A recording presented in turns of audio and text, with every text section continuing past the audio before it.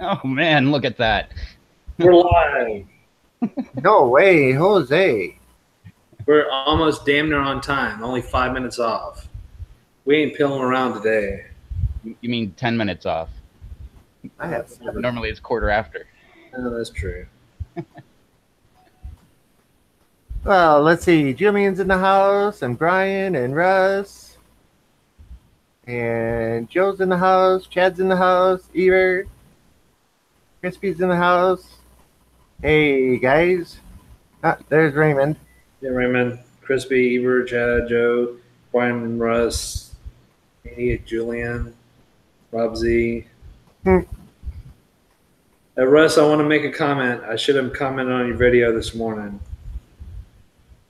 This is my comment. I think honestly you should have wore a Blue Oyster Cult T-shirt instead of Pink Floyd, since you said, "Don't fear the Reaper." Anyway, that's my comment.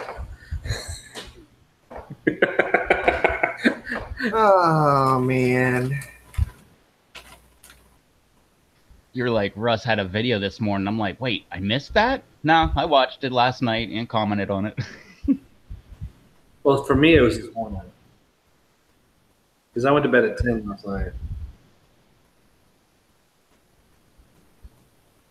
So, Charles, would you like to say what we're doing here?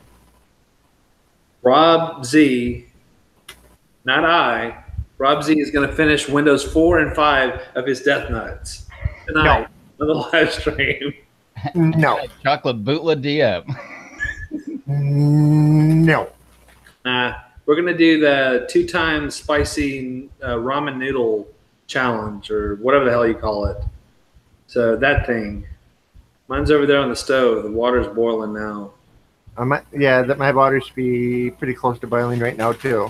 So we're going to see how it is. We've been told that it's hotter actually than the 8,808 Scovilles it says on the packaging. So we shall see. Nonetheless, I have a semi-full stomach. I had some ribs minutes ago. The ribs were good. Anyway, because I didn't think I could survive just on ramen. On ramen alone.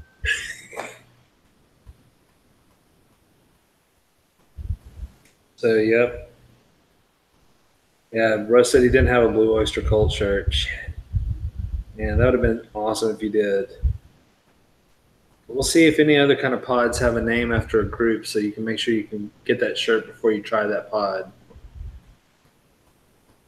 Now, Eber, I'm not being a buzzkill. We're doing a challenge that people are saying is really hot, so we're going to try it out. So that should be an exciting thing, not a buzzkill. Yeah, unless Charles screws up the noodles because he's never made ramen.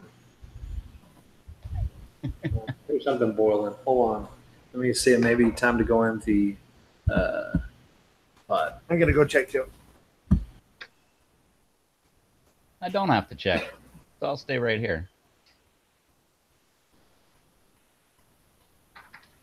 Guess I should have got some of those ramen noodles too, huh? I'll chalk it up to I don't like ramen, so. But anyway, here, slightly more coherent than the last time I was here. Slightly. Just a little. Muy poquito.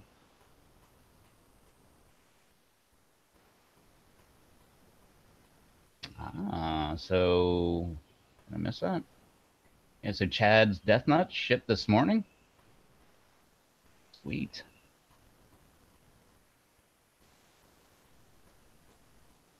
What's up, Scott? Everybody's boiling water. Should have had them take their cameras with them. We'll get the house tour.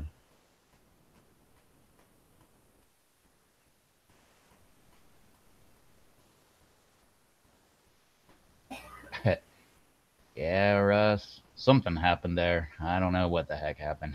I wish I could tell you about it. Apparently I was here, but about the best I got for you. The only thing I remember was the very last... Well, there was a bunch I didn't remember, but the only thing I do remember, it was the very end of the live stream going, wait a minute, we don't have to be live anymore, and then just clicking the unlive button. But that was it. At the very end, you said, if you're talking Fridays, you said, let me interrupt you. You were here, we were live, and you liked it, and we clicked it off. I just remember thinking like, or saying like, well, you don't have to be live anymore. I wasn't around for that. I left at 4 hours and 40 something minutes into the live stream. So somewhere around there. Charles wanted to go to bed. Hey, Scott. Good thing you did. I don't think you missed anything. Well, the world will never know now. Ah. So the green room was still going after the stream? No, it ended there. No, it's still going.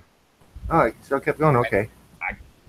You'd have to ask Blumberg or Susie how long, because I have no clue. I never remember hanging up with those guys. All I kept thinking was, where the heck is Chad with all those airplane bottles?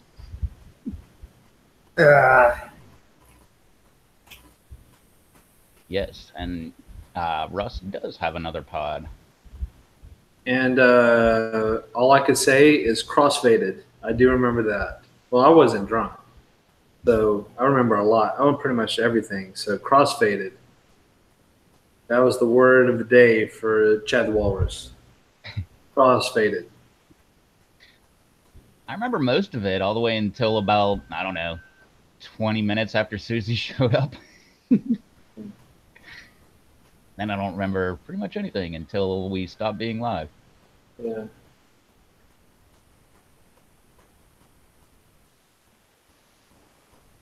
It was a different experience.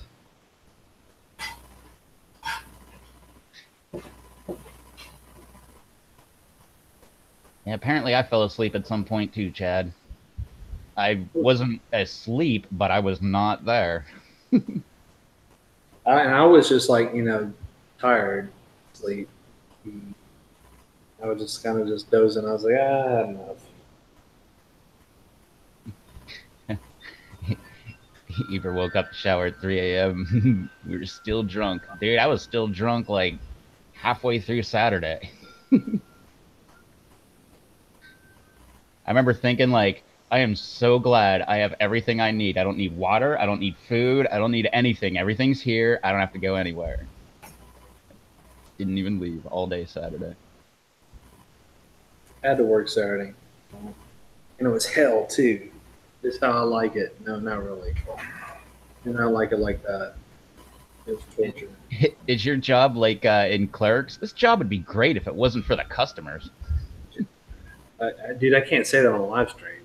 Hey, somebody watches it. I can't say that kind of stuff. I can't. I'm gonna go. I mean, I could sell videotapes and have all those weird names that I need to order. That's so great, man. It was a cool show. So it was a good show. I like that. Like I said, I like Kevin Smith and all of them too. So I'm actually going to see Jason Mewes. He's coming to town pretty soon. He'll be at one of the comedy stores or shows, whatever. I think the Laugh Stop. The Houston Laugh Stop. Yeah, I've heard that name many times.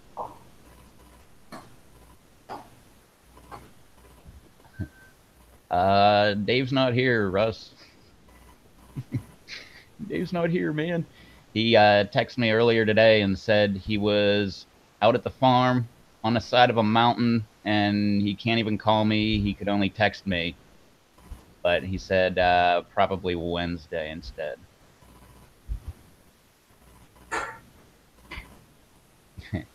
I believe they said 5 minutes on the noodles. Yeah, so they should be about ready. So, yes. So I'm going to go get them in a second. I guess you can overcook them a little bit, but it's all good. Yeah, I always overcook them just slightly. Like if they said 5 minutes, I'd go 6. but I can't tell you the last time I had ramen. That would be never for me. Not It's not like a normal ramen that you get at a restaurant. This I've, is the packaged ramen. I never had that. I've never had it at a restaurant. I would try that, but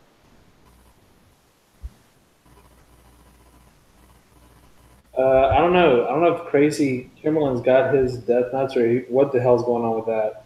We'll work all the details on that sometime because I mean I'm limited to the days I can do it.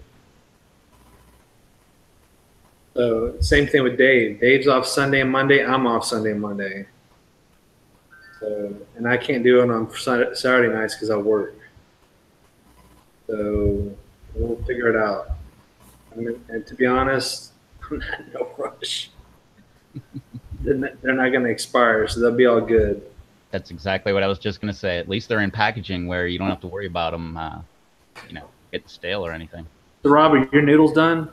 Yep. Okay, then did you bring them over?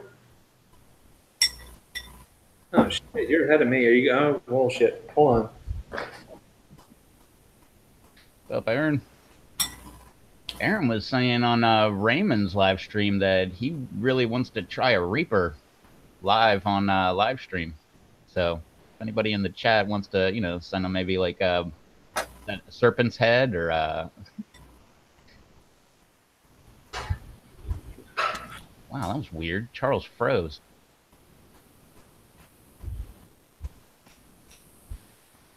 Raymond will eat just about anything that's a challenge.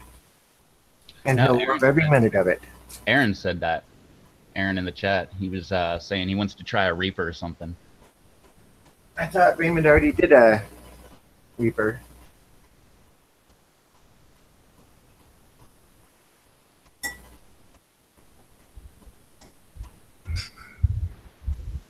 Well, I was thinking there was going to be a whole lot more noodles than this in here, but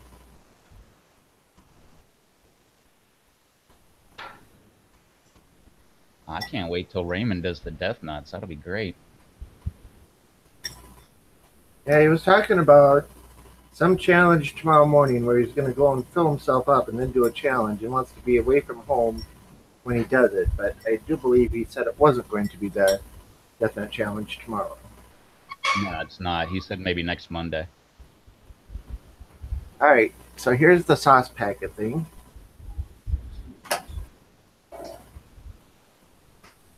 I don't know if you want to actually see me pour it in, but Is that liquid? yeah. Gross. Thought it was powder. Well, ramen has powder. This stuff is a liquid.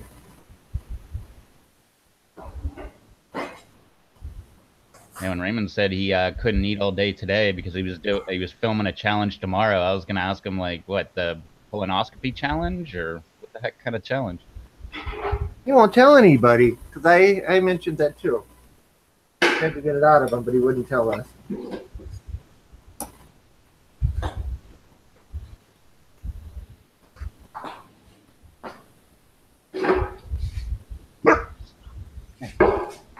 Hey, keep up. I don't know if this is on the plus side or the bad side, but you smell terrible. I guess you follow the package thing to. Yeah, I screwed that up.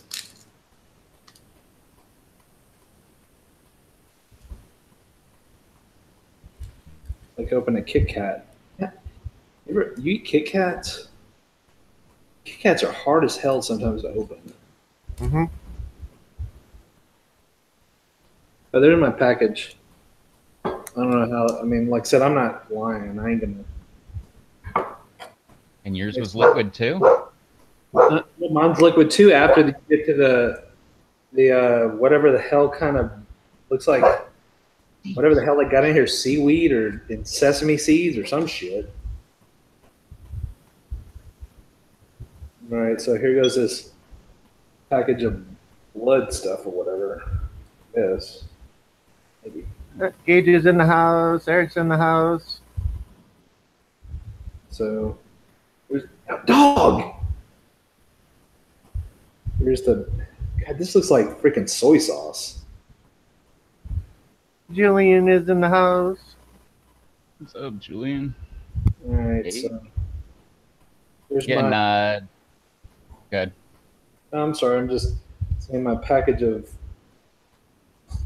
red-ish colors, soy sauce looking stuff. Packages in there. Yeah, who asked? Gage, this is what it is.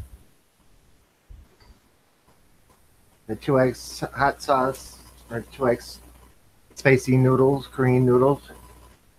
Why do they look like red on the stream? This looks like like soy sauce. Yep, that's what I was thinking. Rip says, good, not that hot though, in my humble opinion. We'll find out in a second. I think they'll let me cool a little bit. Debate going on right now. Say that again? Or honest opinion. That seems to be a debate right now, whether it's humble or honest. And because they decided that it's humble, I'm going with honest. I'm just going. This is my opinion. I ain't no humble or honest or whatever. This is my opinion. You like it or not. It's like when back in I'm not PC either. I just want to let you know that. It's like a year ago or whatever. Whenever the guy who came out with a GIF said it's actually pronounced a GIF. I'm like, screw you. Internet spoke. It's GIF, man. Yeah, I'm one of those that always said GIF. Everybody said GIF. Yeah, but I said GIF, not GIF. Well, no one I know ever called it a GIF. It needs to have a J for it to be GIF. But George starts almost like a J. Yeah, and Joffrey. Well, I have a degree. I have a degree in printing and stuff, and we always call them GIFs. With G. That's how we call them. Now, were we wrong? Who knows? We're down in Texas. We may have a slight twang to it. Are you eating them already? No, I'm smelling them. EBay is asking how it smells. Smells like grade A dog shit. What? Go tell the chef that this smells like grade A dog shit. What? Oh my god. Ooh. You know when Caddyshack, when he tells Ronnie Dangerfield tells him to tell him what he thinks about the food. Oh, I thought you were talking about that Gordon Ramsay thing when one of his actual customers did say that to him. No, who knows? They got it on film. Oh yeah. Or they got a recording of it. Heck, if I ever went to his restaurant, I'd tell him that too. I just don't like that guy. He's too yelly.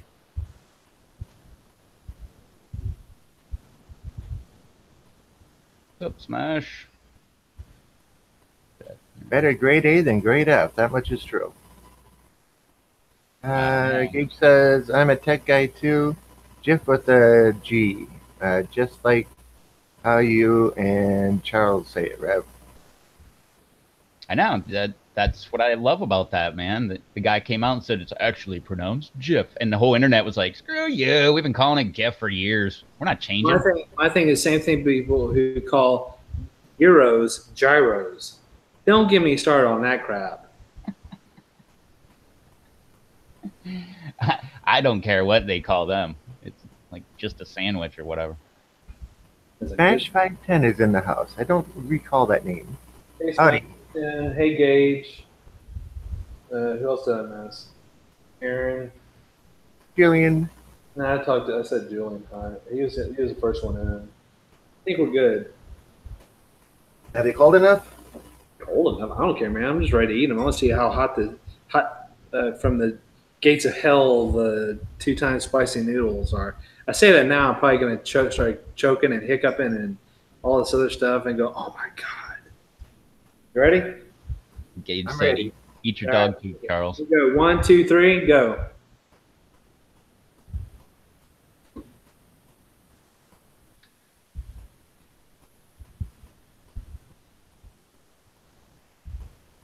God. They're terrible. Oh, they're so hot. Tastes like shit. They do not have a good flavor to them. No. Rob, do we have to eat this whole thing? Hey, Beady Beats. Oh, Because they beat. taste like shit.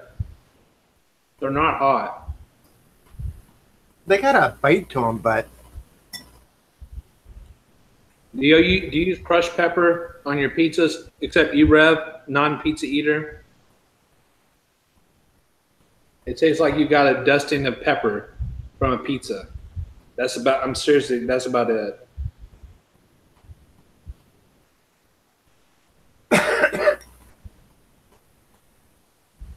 I'm just waiting for the heat to come up to a level, but it's there. You can feel it going down the throat, and it's coating the mouth. I know level. But ain't much to it. All right. Russ said time to add some LaQuesta. The hell with that. Here, let's add something else. Let's see how this is.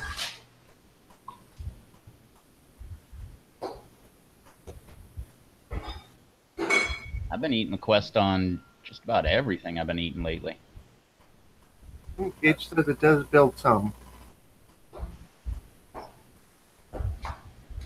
Nowhere near a lemon drop. All right, so let's add some Deverendum. Go for it. That'd be make it 2 times spicy. Well, Ebers said last dab, but this is going to be a lot hotter than the last dab. Yeah, but it tastes better than the last ad too. This is good. It has cherry and stuff in it. Jimmy says, the other day I had ramen and added LaQuesta. First time I ever put too much. I couldn't eat it. That's a good portion. I've already done a review on Deverendum, so you know it's hot. All right. Now let's see how these shitty noodles taste. Mmm. We've got a good flavor from Deverendum now. Is it much better now? And hotter.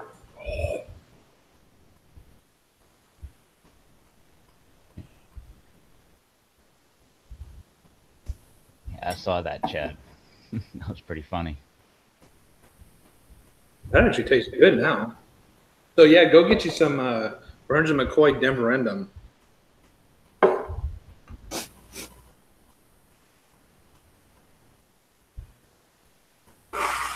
Not a sponsor yet, but tell them you heard it from this live stream. Maybe we can get a sponsorship.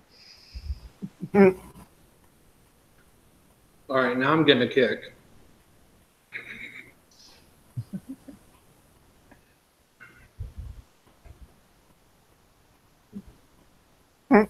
That is a good hot sauce. I just want to let you know.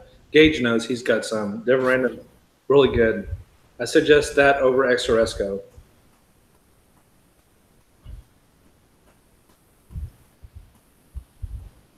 You got a better overall flavor on Deverendum than you do Exoresco, but you still have about a million and a half Scoville as far as the hot sauce.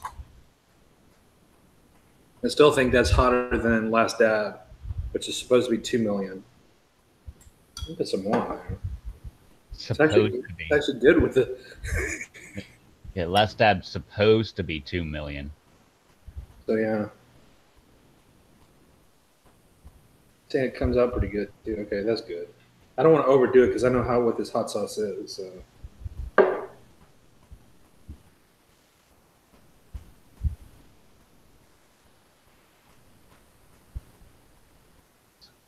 These are just terrible.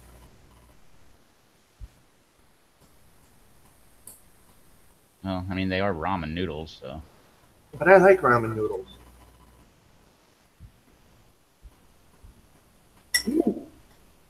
All right, now I'm feeling the tongue burn. Slowly going back in the back of the throat.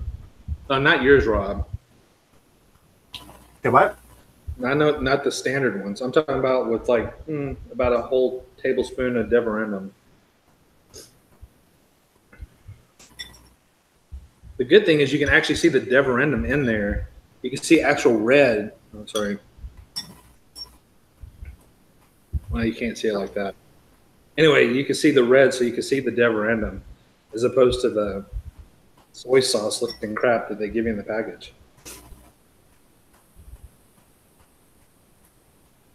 All right, that's enough on this ramen noodle shit.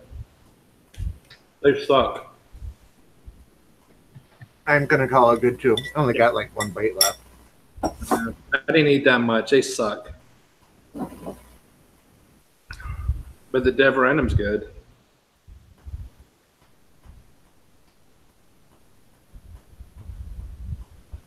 Got a full label. Very good for the Deverenum. And you got a good mouth burn. But I'm not a ramen person, and I don't think I'll ever be a ramen person. Not a packaged ramen person out of the store.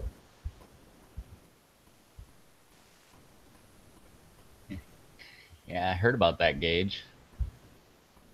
What the heck is going on with that male branch over there by Scott?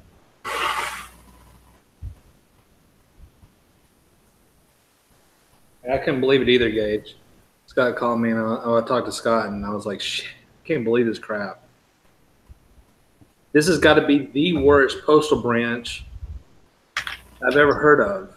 I mean, it's just horrible.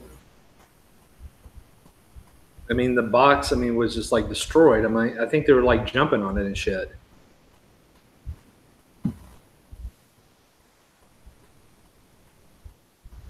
Yeah, you go, Gage. Every like I was telling Scott, everybody in the PLC, there's things that happen. You know, I've had a couple, but I had one with Scott or two with Scott. Most everybody's had issues with Scott, and I feel really bad for him because you're trying to send the guy something. Mailman. You try to send the guy something, and all of his damn packages are broke in some shape or form. Maybe one bottle, whatever else. It's just crap. Yeah, nobody has a problem with Scott. We all have a problem with Scott's mail branch. Yeah. Oh, I just want to let you know that I do got a kick from eating that hot sauce in that ramen noodle.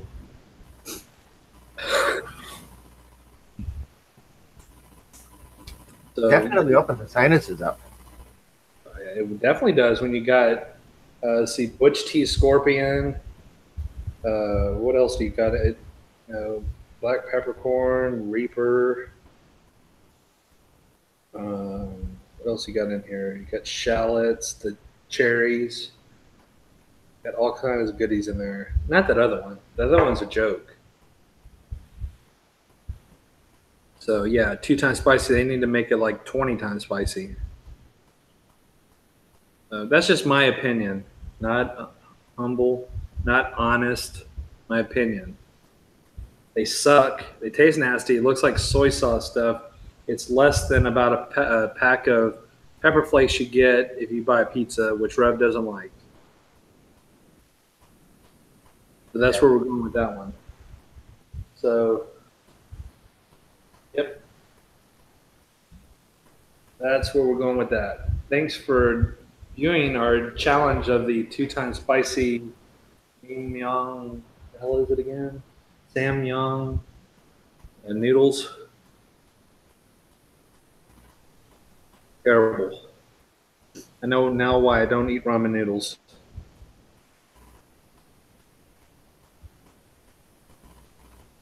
Or I don't eat ramen noodles anymore. I only had them a couple times, and it's hard to get that cardboard taste out of your mouth. Fortunately for me, before the show, I ate my meal that I knew that I was going to, pretty much do me good. So I had good old ribs. So you can't go wrong with that. So Eber's got a good idea. He said you should put something like live reptile on the side of the package. Maybe it won't get broke. Or it'll get broke even more. Might have someone that doesn't like snakes or something.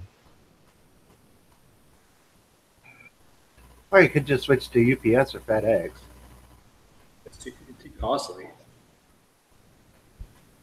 Because Might have a better chance to get there. I ordered the wrong size snap clamps for my shade structure.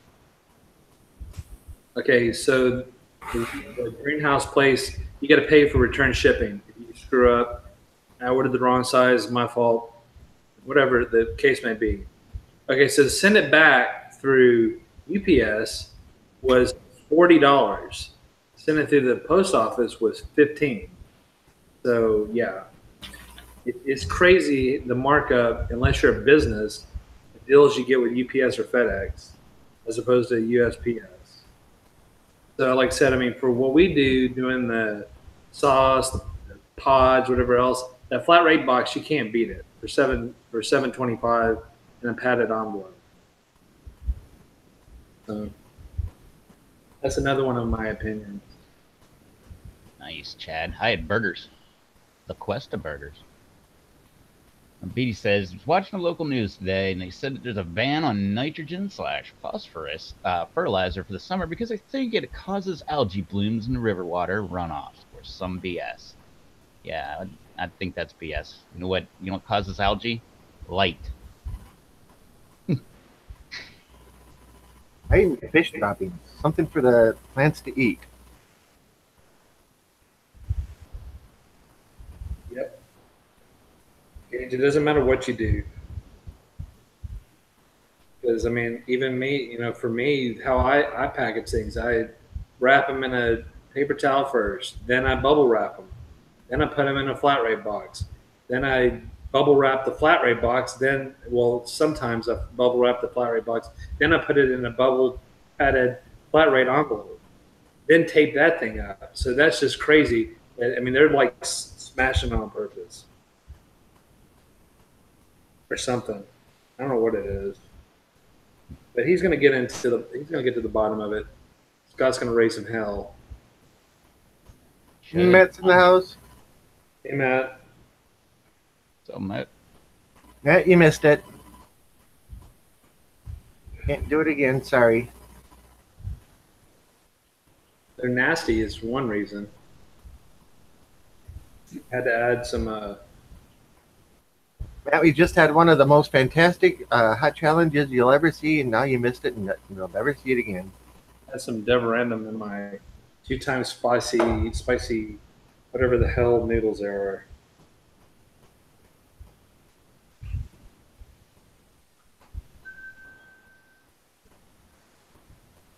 I can still taste it on my tongue, and my lips are tingling.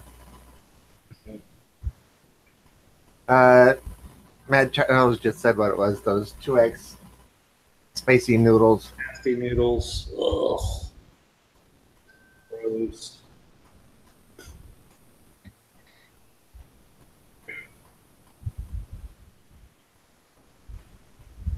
Todd, but you can make it even hotter by eating Number 4. number 4. At least he didn't say 5, too. Which is true.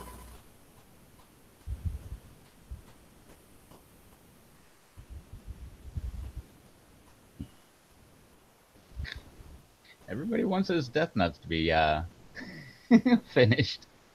It's like your dad growing up. It's like, you're going to sit there and eat that until you're done. My father never once said that. Mine never did either. Although my grandpa said it to my mom. To this day, she still won't eat green peppers.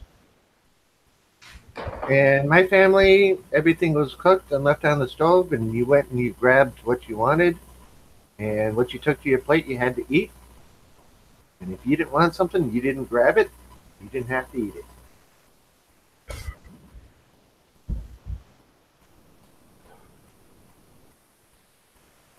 Yeah, at our house, we had to put it on a plate, because if we didn't, my dad would get to the stove and everything would be gone.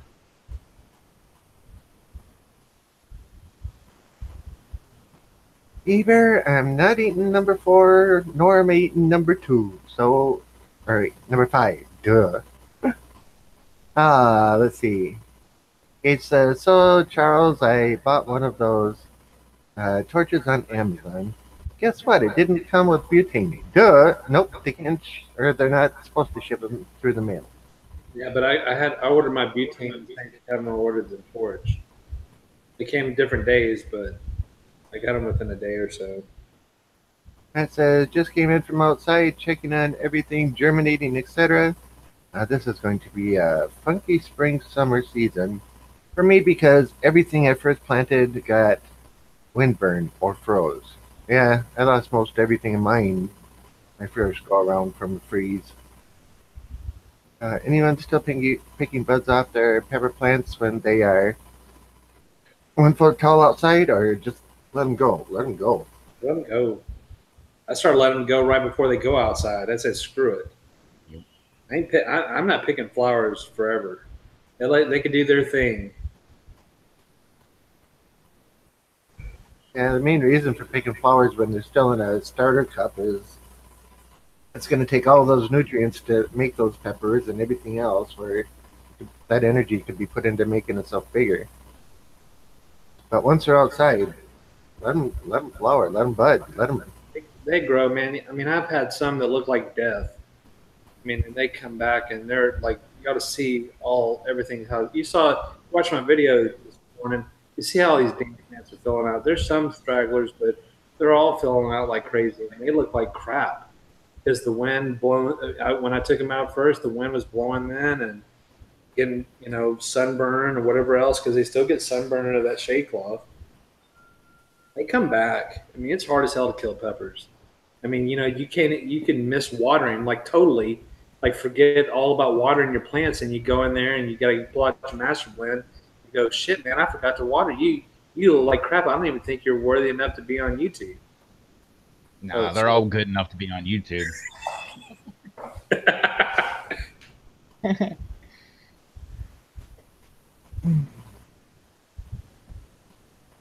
They all look beautiful today too.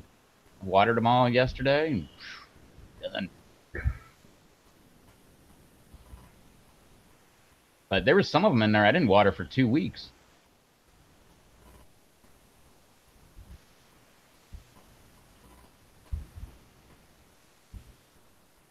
That reminds me, I have about 30 buckets in the back of my truck right now. One of the guys who lives upstairs works at a bakery and can get me bakery buckets.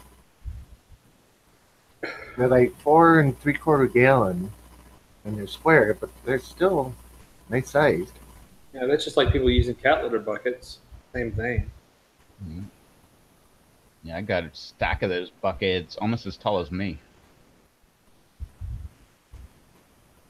Eva's taking off, says, Night, y'all. Catch y'all on the next one. Just let me know when you're doing the other pod. Was gonna do it tonight.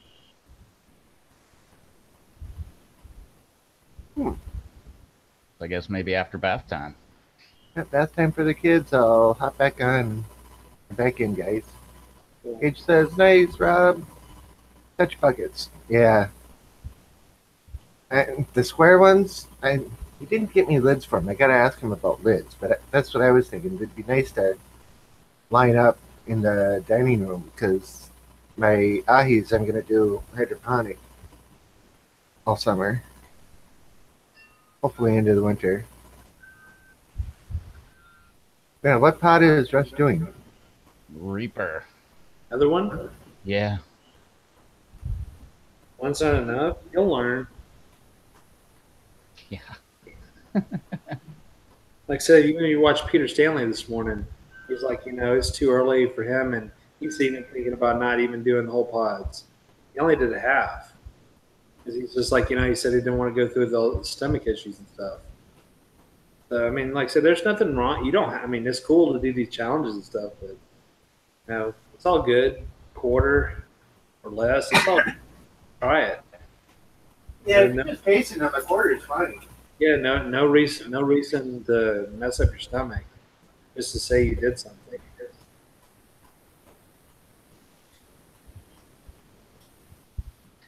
Yeah, I don't know. I was thinking earlier, maybe I'm just done doing pods, like in general.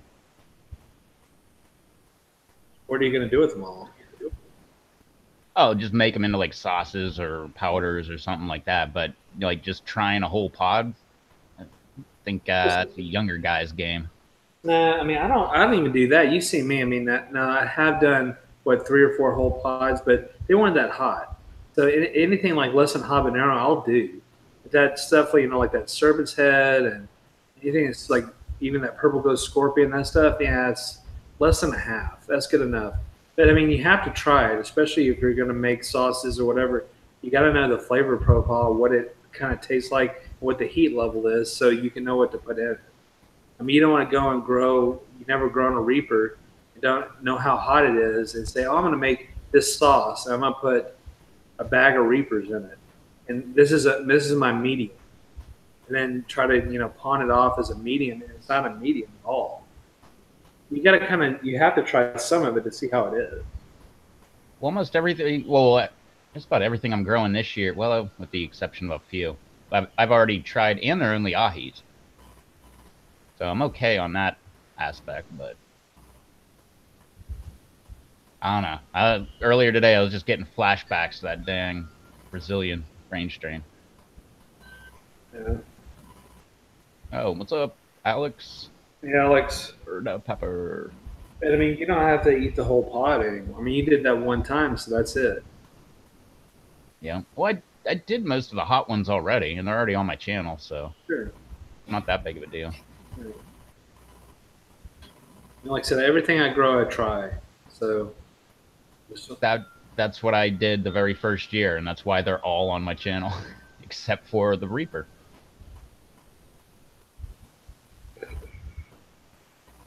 Which was so funny. I wish I could remember where that guy was from. Because I had two of them, and two guys I worked with. This dude I really like, Jake. He's really cool. And then this other kid, he's from a foreign country. He like came over for the summer to work. I can't remember where the heck he's from. Let me look it up. It's one of those countries where you hear it and you're like, wait, that's a country? I forgot all about that. Or didn't know that was a country. Because I know most of them, like Belarus and Moldova and Ukraine and Russia and all that stuff. Ukraine and Russia are very popular countries that you're not going to forget. Montenegro. Montenegro, I have heard of that. Yeah, I've heard of it. I didn't know it was a country. I thought it was a city. But he told me, and I'm like, "You're from where?" And I had to look it up, and I'm like, "Oh, dang, it is a country."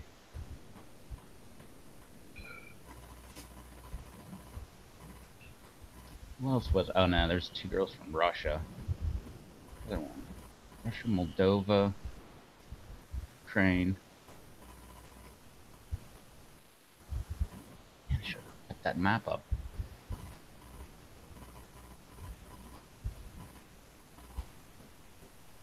Helsinki's in Finland. What's that? Julian Acosta says Helsinki. Oh yeah, it's in Finland. Look here real quick.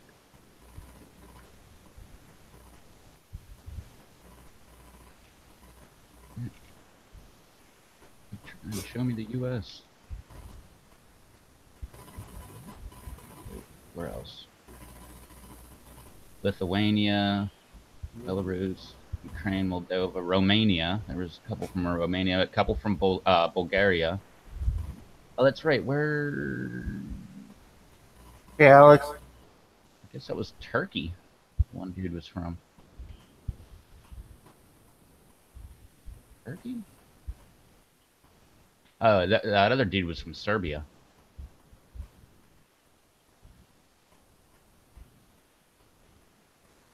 I wonder if they were from there. Any city from that one?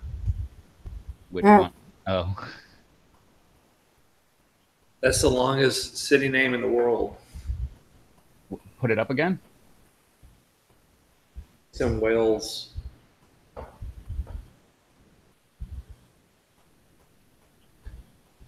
And there's a newscaster who actually said it perfectly on a newscast for that. It's the weirdest thing. It's like Lafa Faro Google. I can't even say it. It's just so damn long. It's a village in South Wales or whatever. That is one heck of a long name. Yep, I think they did that intentionally too. That's crazy. Forgot to look up that chick that was texting that guy 65,000 times in 1 year. Oh yeah, that's crazy, huh? Yeah, I heard comedians talking about that today. Yep. Oh, look at that. You type in 65,000 in the very top link text. Oh yeah. So Alex has been trucking inside and outside. Oh, that chick does have crazy eyes. Yep. Like I should have seen that coming. That's why I don't do that. No more trucking in and out.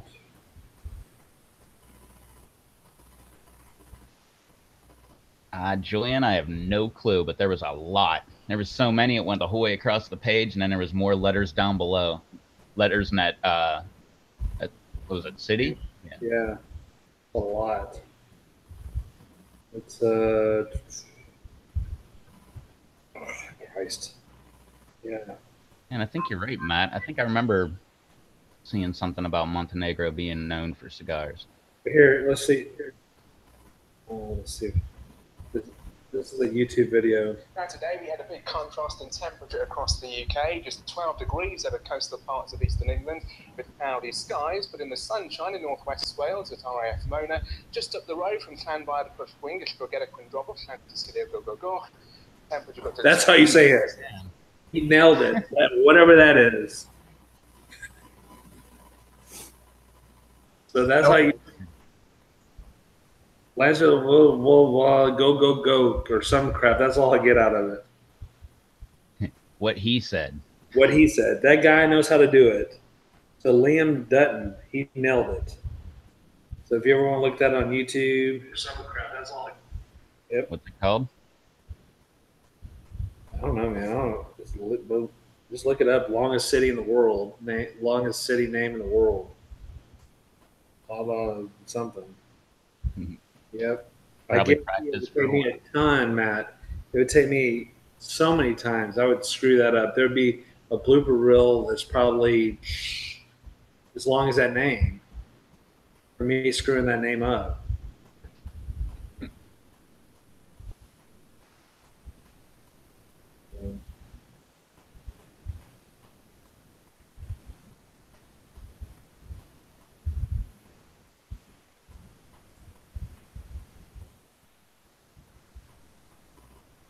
You probably practiced for a long time.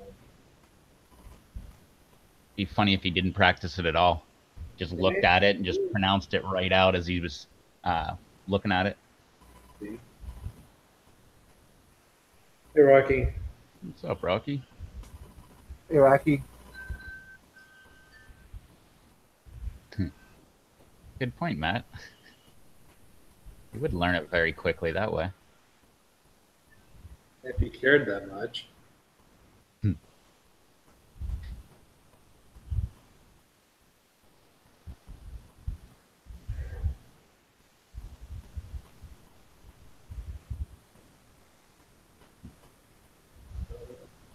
Dogs.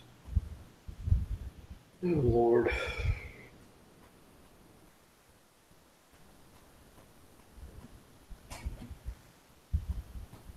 So Yeah, yes, Rocky, you missed it, Rocky. The other guys here were doing the grossest ramen noodle challenge. yeah, it's horrible, Rocky. It's those 2 times spicy Samyang noodles. They're horrible. They're not that hot either. It tastes like a package of crushed peppers from a pizza joint. Have a good night, Chad. Later, Chad. I had to add some more stuff to it to make it hot. Good night, Chad.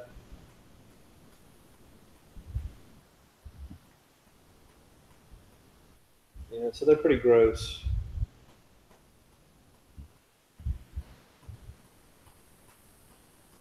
But it could have been worse. It could have just been ramen noodles. True. But that could have been better because it's just the noodles and not put whatever sesame and whatever the thing they seaweed or whatever they put in there first. Then stuff that looks like spicy soy sauce. It's not red. There you go, people. You wanted the next big idea. You know, we had sriracha. We got like hot things of everything. There you go. Spicy soy sauce. That could be the next condiment. Could be.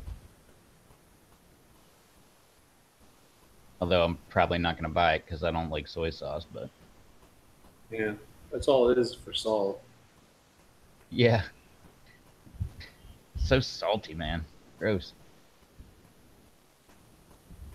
If I ever put soy sauce on any kind of like Chinese food or anything, it's just like a drop or two.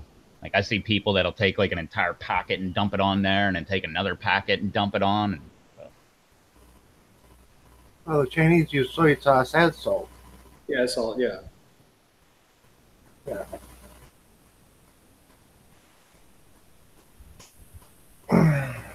Roots Organics. Haven't heard of them. Yeah. Either. Oh, that's cool. 3 days. Pretty good. Mine react to Master Blend pretty quick. Especially if you don't water them and then you water them with Master Blend. I watered my Dorset Naga today with 2.5 gallons of Master Blend. Dang. It's in a 65-gallon pot. Still a lot of Master Blend. Yeah. Well, we'll see how it does.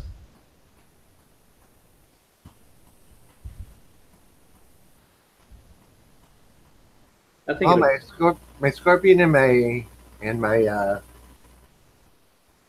goat are responding very nicely to being outside. Also, is the cayenne. that's cool. Yeah. I've got so many that are doing, like I said, after my uh, update this morning. I didn't realize how many pods I had on a lot of the plants. And you see my update, Rob? Not this morning, no. Yeah, I mentioned you. So As not the first couple, but like the couple right after that, those things look like actual trees. Like it just had a big long stalk and then all the foliage right at the top. well, that's because they were in that damn tent. That's why. Because they were trying to get the light. Because when I was all in that tent, they were fighting for light. So all the ones that you see have all the foliage on top are the ones that were struggling. So that's just how it is. I mean, like I said, you live and learn. It's just too many plants in that tent. And I should have not been so lazy and cleaned out my garage tent and had some more room and had all three going at once instead of waiting to the very end. But it's all good. I don't worry about that kind of stuff. Yeah, I always hear everybody like, They got so much coming from everything on the bottom. They'll be fine in a month or two. They'll look just perfectly fine. yeah, I always hear everybody like, oh, don't get them too crowded. Don't don't let one overshadow the other. I've really never had any problems with that. I do it every year too. I try to get them as close as possible. And I mean, sometimes they'll get a little leggy, but if you have enough light, they usually don't. Yeah. So I'm happy with most of them. But if I have a few that are not so good or whatever, so be it. Well, I came home today and found that the squirrel dug up 2 more bottles and dug up the remainder of the bucket that I had carrots planted in. Yeah. You and Batman are gonna have like squirrel wars going on. I think Dee Dee said he was having squirrel issues as well. On somewhere. I think that may have been Brandon's live stream or something. Well, I think I commented on that. Anyway. the thing is, the lettuce is about half an inch tall right now. It's already sprouted and coming up, and it went into those and ate those as far as I can tell. But they've got to be looking for nuts because as we took all the soil out of them and reworked it in with the new stuff and mended it, and we were finding walnuts all over the place.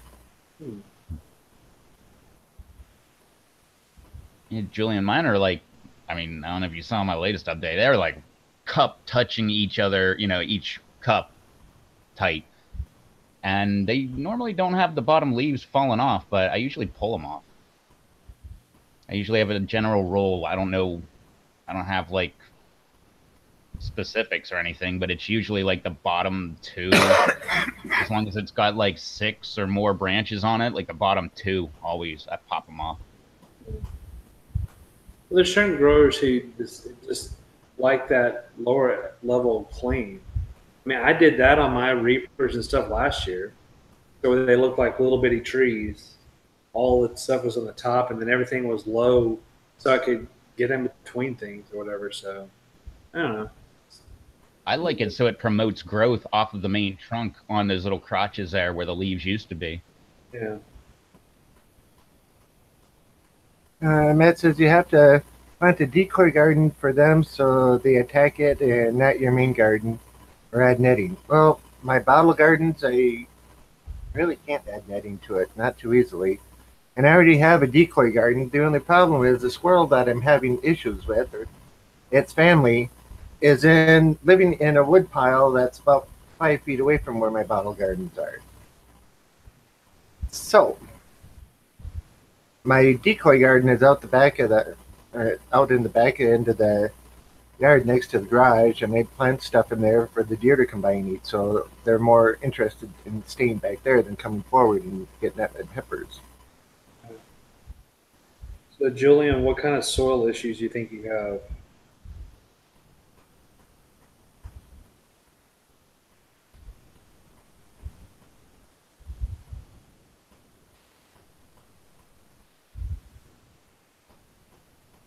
Well, maybe put out a squirrel feeder so that they eat that and not your garden, maybe. Or I could put out a live catch trap and catch them, drive them 100 miles away, let them go as I roll my eyes, and see if he comes back. Yeah. Yeah, and it's only the red squirrels that do it. The gray squirrels, they keep their distance.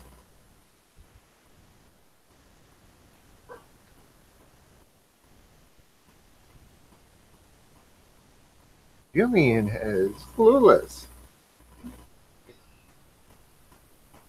First year and all. Yeah, but I mean, you think it's a soil issue, but why do you think it's the soil issue? And what kind of soil did you start out with? And that's what I was wondering. How did you make your soil up and what's all in it?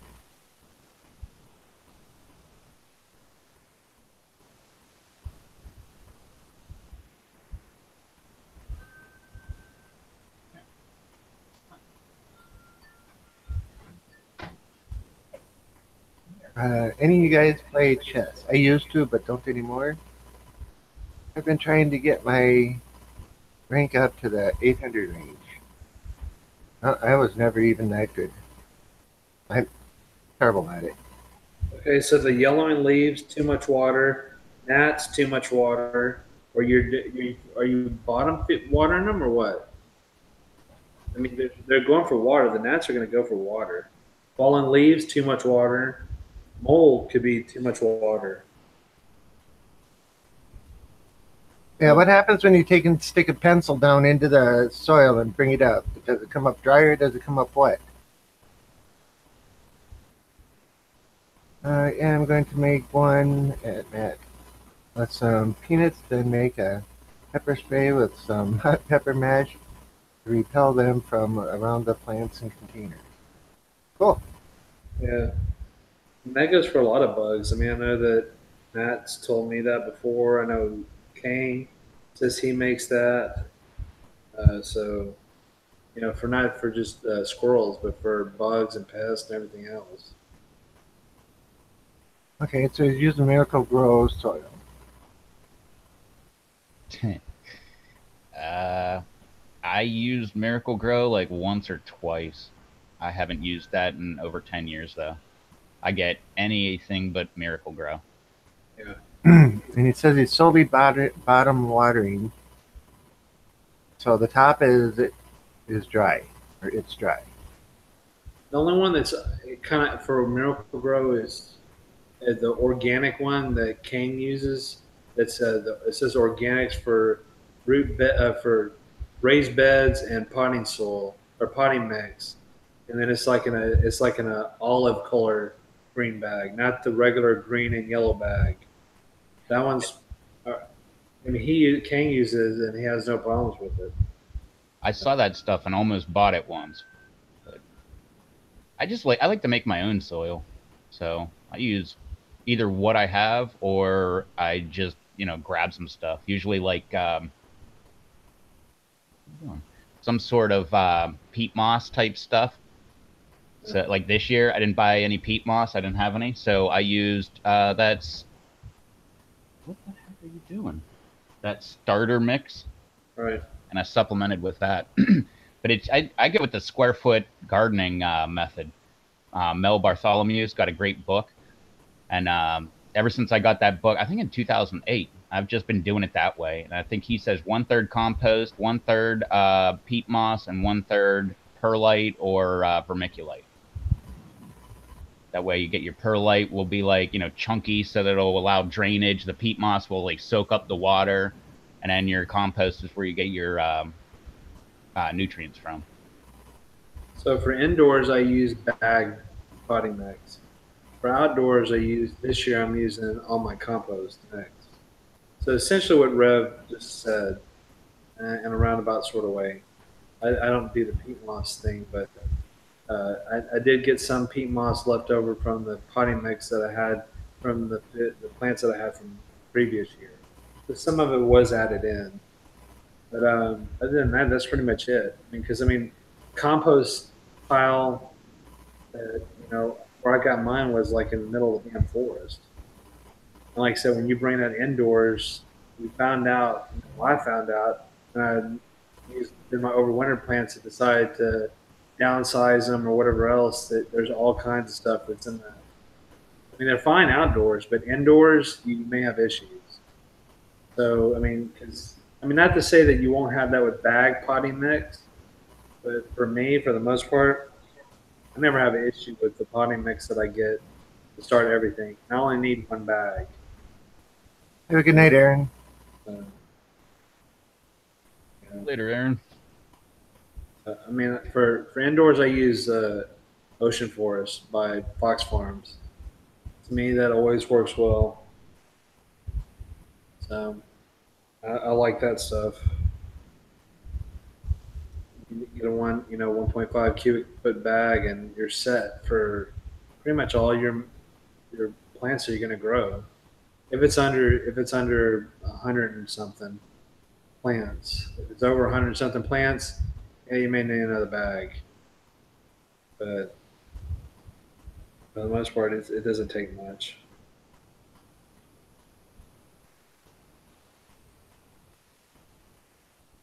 And Julian, that's how long I wait to water. I wait until the leaves start drooping. They don't usually fall off, but a video today, there was some falling off. Yeah, mine were way worse than Rev's, and that's generally when I do it. I mean, mine look way worse.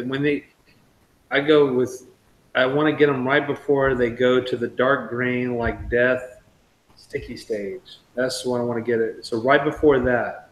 So you need to find out when that point is and what they look like when they're the dark green death sticky stage, and then do it a notch up above that. Then that's a good time to water.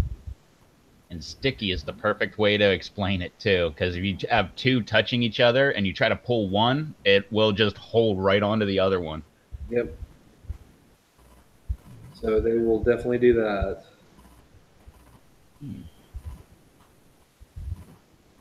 Good idea, Matt. We got that stuff all over the place around here. Spanish moss.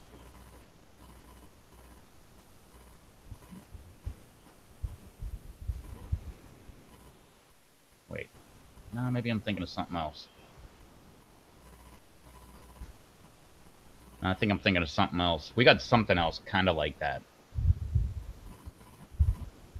Because I'm getting flashbacks of when I went to the Everglades. They were pointing out Spanish moss all over the place.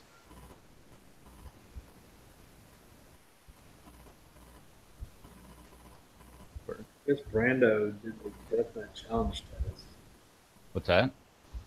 I know it says Brando uploaded the deathmatch challenge test 2 minutes ago. It's like 18 minutes long. Oh yeah. I'm gonna check out.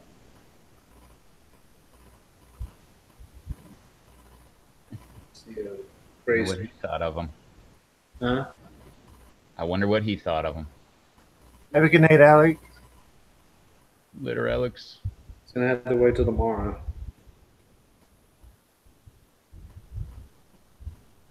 Yeah, and all around me are swamps, Matt. So, I mean, it could be Spanish moss, but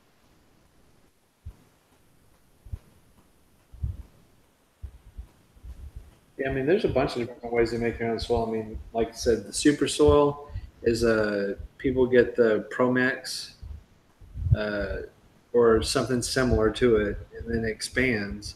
So you buy a 4 foot cubic foot bale, and it has your perlite and the peat moss and everything else in a Promax. Then you mix it with that, and then the other amendments or whatever else, and make your own soil, and it makes a ton that way.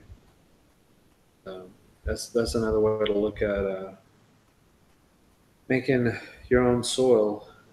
Me, I highly suggest it because it's way, way, way less costly. Just do the compost stuff and just add everything you want to. Over $200. I mean, I got like a couple, almost 3 yards of soil of compost.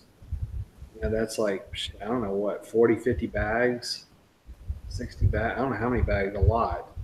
Times just say if you did $10 a bag, like shit, 500, $600. So you save $300 or more.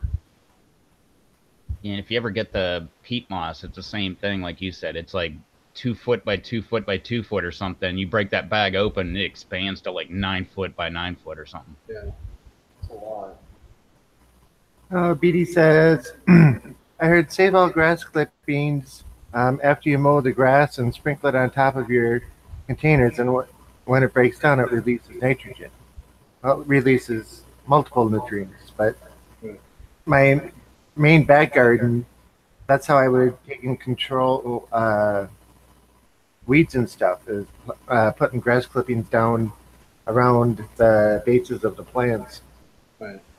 And that's like the same concept of what I did with that big 500-gallon pot is just growing cover crop on top of it, and then broke it all down, chopped it in, and it just goes and breaks down. Just adds more nitrogen and more things to your soil. I mean, that's why people do the cover crops. I mean, I tried that last year in pots. I wouldn't suggest it, but to actually grow it in the pot, I think it's good to be broken down beforehand. Then let it. I mean, the clover and stuff still kind of comes back in the pots because I probably went too far and it seeded or whatever. But other than that, I wouldn't grow it in the pot with it. Yeah, but that's the downside. If it went to seed, now you're just planting grass seed in your pots too. Yeah. Because that's normally when I cut the grass. I wait for it to seed, and then I cut the grass and just kind of like shoot it, like do a circle around my yard and shoot it all towards the center. That way I can grow more grass. But like I said, for me, I know mine's just gonna be clover, and you can pick out clover pretty easy. The deer love some clover. That's usually when you have a food plot. That's usually one of the main ingredients. It's clover.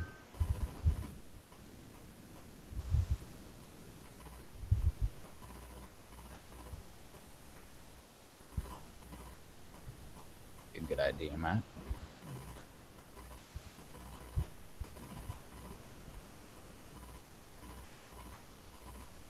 I still randomly add things to my pots as I go too. So I still added some of the one shot worm castings because I keep a little bit of worm castings inside or whatever. So worm casting, bat guano, all those type of things. It's kind of top dress.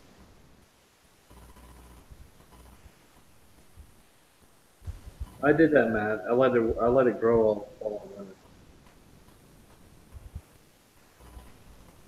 Yeah, it's an old farmer trick. Like if they grow a lot of corn, it steals nitrogen from the soil, so they plant like clover or Well, my mix was crimson clover, uh, fescue, and hairy fetch. Those are the three that were in my mix. So that's what I use for my cover crop for that container. Now, did it help? I don't know. I imagine it did. The plant seemed to be doing all right. I haven't added too many things besides that. Well, I did add 60 something pounds of nectar for the god one shot at 500 gallons. So, but that's that's just granules of worm castings, all the meals, EAL, bone meal, that type of thing.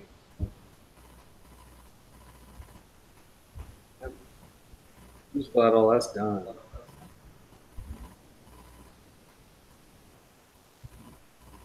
That was a lot of work in that many containers. So next step is just organization and push them to drip line. They're cut. I just got to put them in the row and punch all the holes. We'll drill all the holes. I'm drilling the holes. I'm taking Aaron's advice.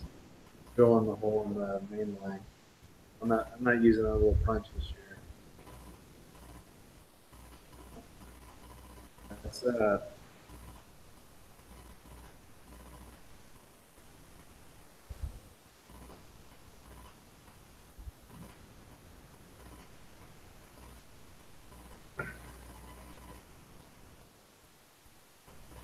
But the thing is, you have a nice organic soil like that, but then when you water in master blend, it strips the soil's active ecosystem, so kind of defeats the purpose of making it all nice. I only use master blend like in container type gardening. I've never actually applied it to ground crops. yeah, but mine is container. That's what he's saying. Oh. Hmm. Like I said, I'm not sticking to organic. There's no damn freaking way. I'm going and doing all those plants like I did the last year with mixing freaking nectar for the gods, or doing the fish emulsion or whatever else. I'm not doing that. Like I said, this year I went to Osmocote 14, 14, 14, and whatever. I mean, the soil's good. I don't know. I'm not worried about it that much. I'm not going into different philosophies of why I did this or why I did that crap. Is I'm just not doing it with that many plants.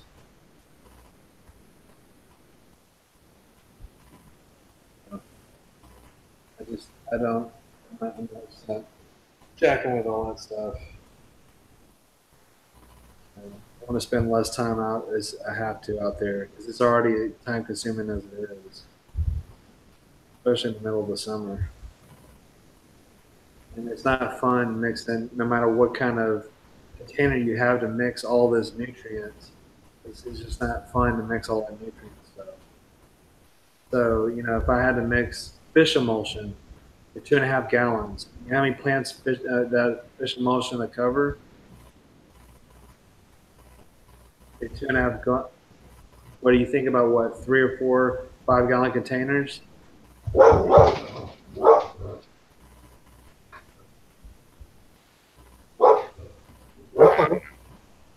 No, but like I said, I mean it's not that many. Like I said, I'm not going to go. I'm not going to keep doing, you know, watering watering cans of fish emulsion or whatever it is for all those plants. It just doesn't. It's just.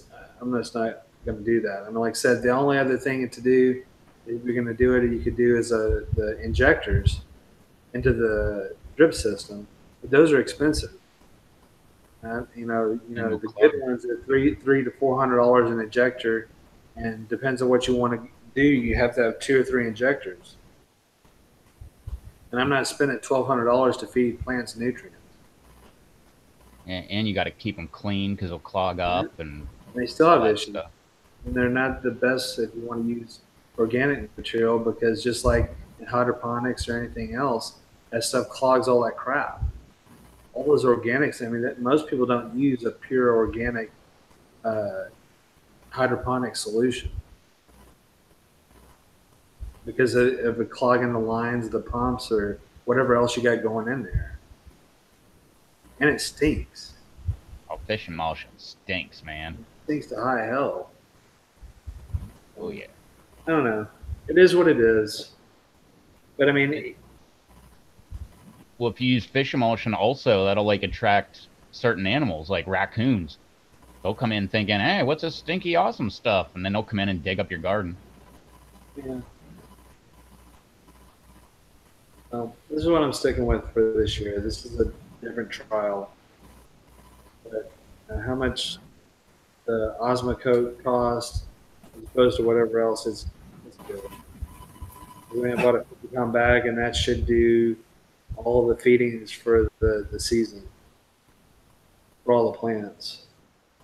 I've tried to use Osmocote or whatever the heck, however you pronounce it. I've tried to use that so many times. I just never saw any results from it. I know it's like a long-term, slow release type formula, but I just never saw it do anything. I've given it to like my palm tree out here, or 2 different kind of palm trees. It was all like non-edible plants because for a long time I was just straight organic. Everything was organic, organic soil.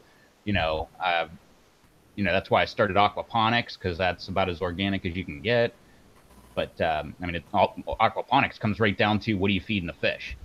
So as long as you're feeding the fish organic food, then you're 100% organic, Right. which most people don't do, including myself. But no, I never. I mean, again, it's slow release. It's supposed to be over time and stuff. So maybe it was working, and I just never saw it because I didn't walk out one day and was like, "Wow, look at that thing! It's going great." But I don't know. I still have 2 of those giant jugs of that stuff right in my garage. That does 2 jugs does about 120 plants in a container. Dang, so like 60 per container. Yes, that's about what roughly I did right around that. Because I filled it up twice or 3 times. Because I have 180 plants. No, it is what it is. But I mean, like I said, I mean, I had a workout last year because, of course, the one I chose. Uh, but there's other things you can use. I mean, a lot of people use Dynagrow. I know that's what Peter uses in his bird injectors. He didn't use his Dynagrow.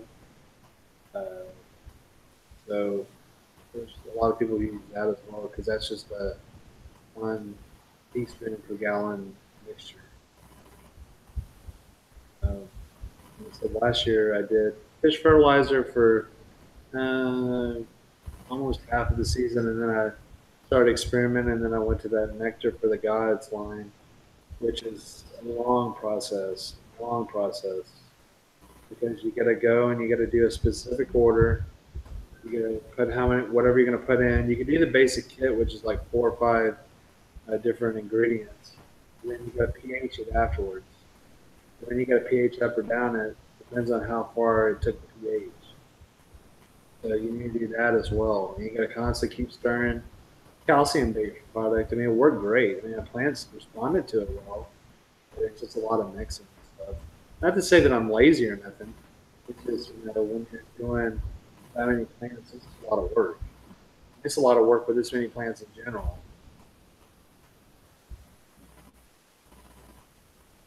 It just all depends on how your garden is. If you get like 25 to 50 plants, that's manageable.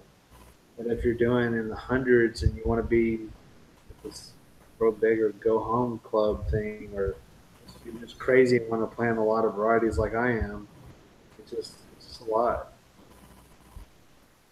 It takes a lot. The whole thing in general. Believe me, I'm feeling it. The whole process. And start to finish. I mean, because they all take care. Look at Dave. I mean, he has thousands of plants. I mean, he has his whole damn house filled with plants. And they're every freaking where. He has like 800 in a greenhouse. He has 800, 900 still in the house, and they're just everywhere when you get to that amount. It's just crazy. And then the time to water them and make sure you don't screw up and whatever else. It takes a lot, especially if you're doing double cup. So when you get into that quantity, you're doing double cup. That's a lot of work because I mean, all that takes time to take that cup out. I don't care spacer or not, no spacer or whatever you got. It takes time to get all water all the damn cups. And you got to place them back and all the whatever you're doing. So it takes a lot.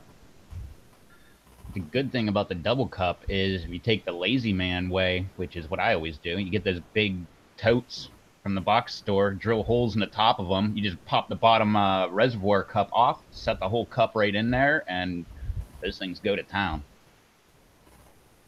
Just put the level water like just below the cup. That way the roots are just inside there, and then they'll take it from there. It's kind of like the hydroponic way of aquaponics. Like aquaponics is really easy because there's, like JT says, it's like a lazy man's garden. I mean, setting it up is the hard part. Once it's set up, then let it go. It just does its own thing. Yeah. You just have to check on it, make sure it's not like overflowing a bed or something. Right. I have had roots grow through the bell siphon and all the way down into the fish tank before.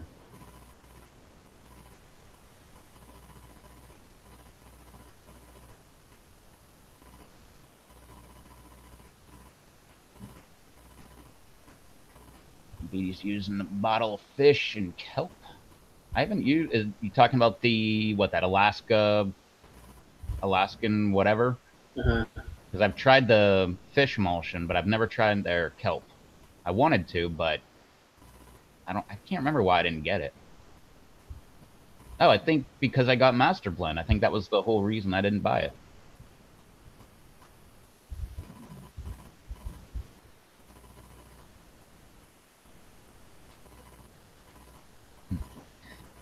Speaking of double cups, Beatty's watering his. Right.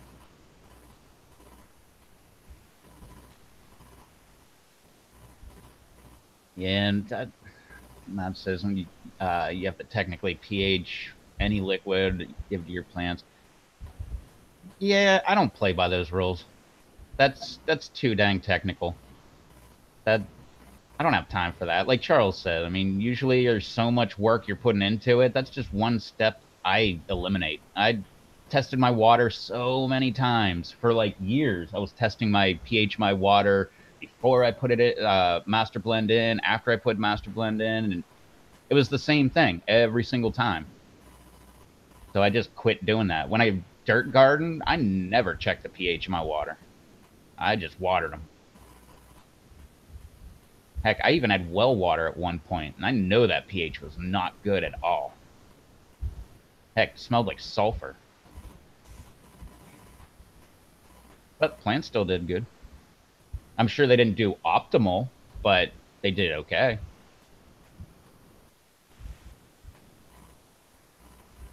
Well, I didn't do jack shit except for doing the pH testing for uh, the So, nectar for the gods thing or whatever.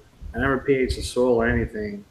I used that crap, and I had a ton of pods last year. So, like I said, we'll see how this plays out this year. It is what it is. Like I said, I mean that's how I was gung ho last year. I wanted to do the organic thing, but there's so much bullshit with organic. It's ridiculous. I mean, you got to Omri certified, all this stuff. You got to go through so much crap, and you can't mess up one damn step, or you can't really say it's organic or not. That's just like nectar for the gods. They're fertilizer. The stuff is all technically organic, but they can't say it's organic because the way that they derive one product for their I forgot how the hell they explained it. They explained on the video, but the way that it's derived, it's not listed as a organic way of doing it. They can't say it because just the one way they get their calcium, or I forgot some crap. I forgot what it was, but yeah, it's just too much. It's too many hoops and hurdles. And to be honest, I've had pods, and I know damn well they're not growing organic, and they taste just the same as someone who does it organically. And they did. I mean, there may be just. I guess it's the principle or whatever. But I don't know. It's people who do hydro. They're not doing organic. And that stuff produces like crazy. Yep. That's why I didn't quit doing organic. I just stepped away from it. Just because, like you said, you do one thing and you screw up like one little tiny aspect, technically it's not organic. So, Yeah. Hey, Jared. what's up, Jared? It's like I said. I mean, I'm not getting a debate or nothing. I'm just saying I'm just not doing it this year. I mean, when I used it, I did the Neptune's Harvest Fish and Seaweed. So, see how things go. Yeah, I specifically made the choice to not be organic with my peppers. Just because I heard Kang talking about Master Blend so much. I was like, heck with it. Let's make this jump. So I did. All right.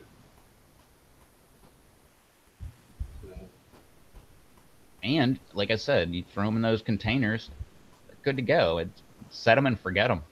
That's the kind of gardening I like. The only kind of gardening you have after that is walking in and picking off pods.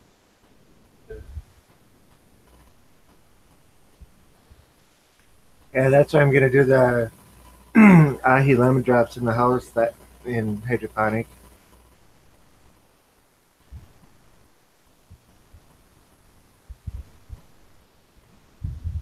Yeah, so much easier that way. You don't have to worry about watering. They already have their water. Just set them in there and they're good to go. I mean, I like dirt gardening, but so many different problems that come along with dirt gardening. Well, You gotta remember to I walk. see the other problem. For me, is too much in hydro. Black Mama's in the house. I just see people have way more problems in hydro than they do in dirt. I mean, I know that there's some people who get hydro and some people who don't. I guess I don't know. I just see there's so many other things that could go wrong in hydro than soil. Yeah, I also think people put way too much thought into hydro too. Like you know, pH testing everything, and all that stuff. I don't know. I don't put any thought into it. I just fill up a container with Master Blend and walk away from it. And usually I get pretty dang good results. First year, most of my plants were like 3-4 foot tall by 3 foot wide. Yeah. Bernie's in the house, and yeah, since I use RO water, my water always comes out at 5.9. I've never pH tested it anything but 5.9, so I don't have to worry about that. I mix my solution with the exact same amount every time, and I do hydroponics all winter long with my pak choi and my lettuce. I grow the two different crops all winter long. Never have an issue with it. I mix the Master Blend 5-gallon batches at a time. Sits in a 10-gallon tote, feeds it all. So as the plant uses it, the water level drops, and then the feeder takes and feeds it, brings it back up to where it's supposed to be. So there's constantly new fluid going into it all the time, and I get luscious crops all winter long.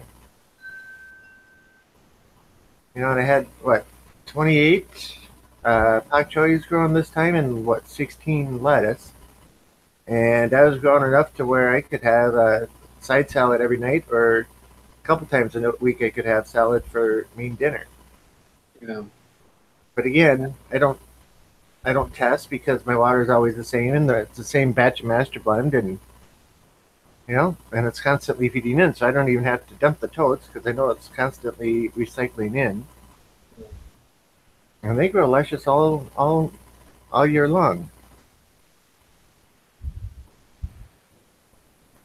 Yeah, well, it also will drop your pH too when you add Master Blend. Like mine, I forget what my water is, like 6.8, like 6.8 to 7, like right in that area. And I put Master Blend in, drops it right down in that nice little golden spot of 5.5 to 6.5. Usually it's like 6.1, I think. Mine's 8.1. What, out of the tap? Yeah. Dang.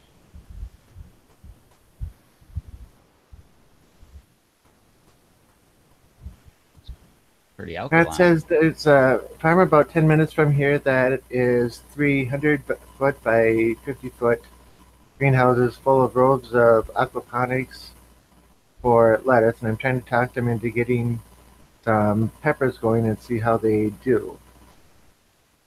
Not in a lettuce house, you won't. Lettuce is very picky when it comes to very large scale like that. But the smallest thing can wipe out an entire crop. So somebody who's doing hydroponic or aquaponic lettuce on that kind of scale isn't going to let you anywhere near it. And Matt asked if I ever grown peppers in my hot tub, which is an aquaponic system. I've found that peppers do not like aquaponics. It's the flood and drain is too much water for them. They like cracky because they'll keep their air roots up. Like the way I do cracky, I put the cup in, water levels just below the cup, the roots grow into the cup. There's always air roots in the cup, and they're a-okay. But whenever you have that flood and drain, they do not like that at all. And it's not super hot. It's everything. I tried. Well, I grew. There was a habanero. Me eating a habanero pepper on my channel, and I mean it was a long time ago. It was the first one I was ever in the video, and it was like a habanero. It was like a habanada, I guess. It no heat whatsoever. Well, maybe it had jalapeno type heat, but not habanero heat. But I tried Mexi Bell, Cajun Bell, Shishito, just about anything you could buy at the store, and none of them did very good. They were all really small, barely produced anything. If they did, Cowhorn, remember that one? I mean, they did okay, but they really were on the crappy side. And beady white flies will thrive outside. I had them. And white flies, I believe, what, to get rid of white flies, Formosia incarcia?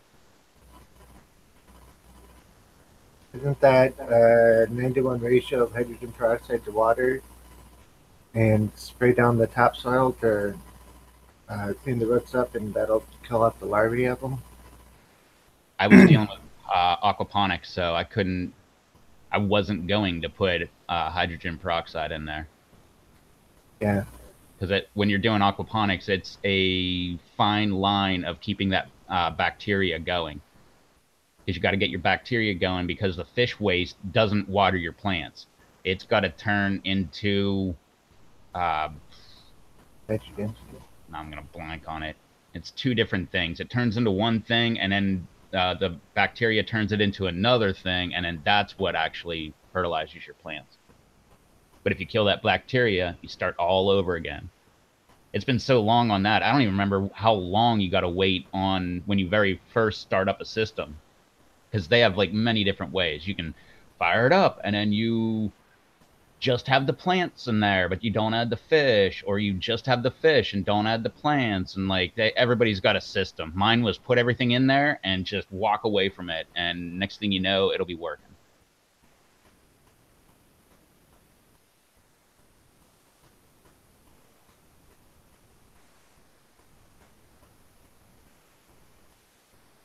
Yeah, because the shop had white flies for a while too, and that's how we got rid of them.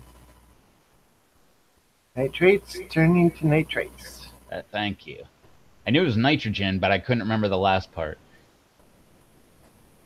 Yeah, and I can't remember which one comes first. Like the fish waste turns into nitrates, and then the bacteria turns it into nitrites. Yeah, nitrates are bad for you. Nitrates are good for you.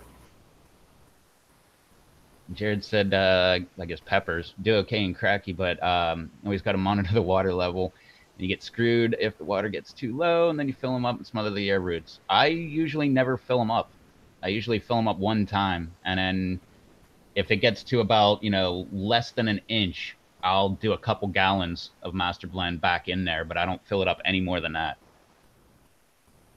And I usually am okay. Well, what, 2 years now? I haven't had a fatality on them yet.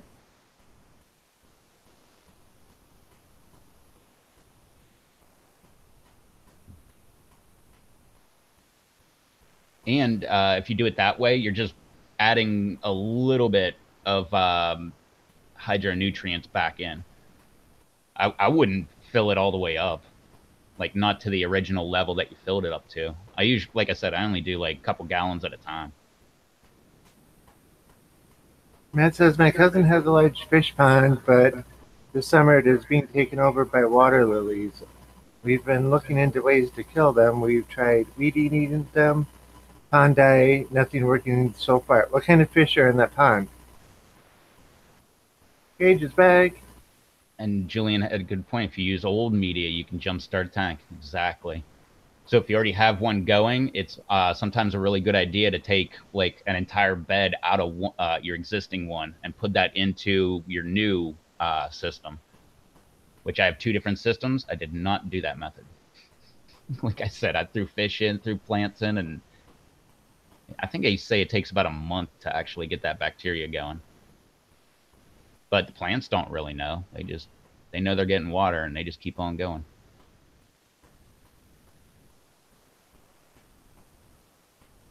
Gage is back.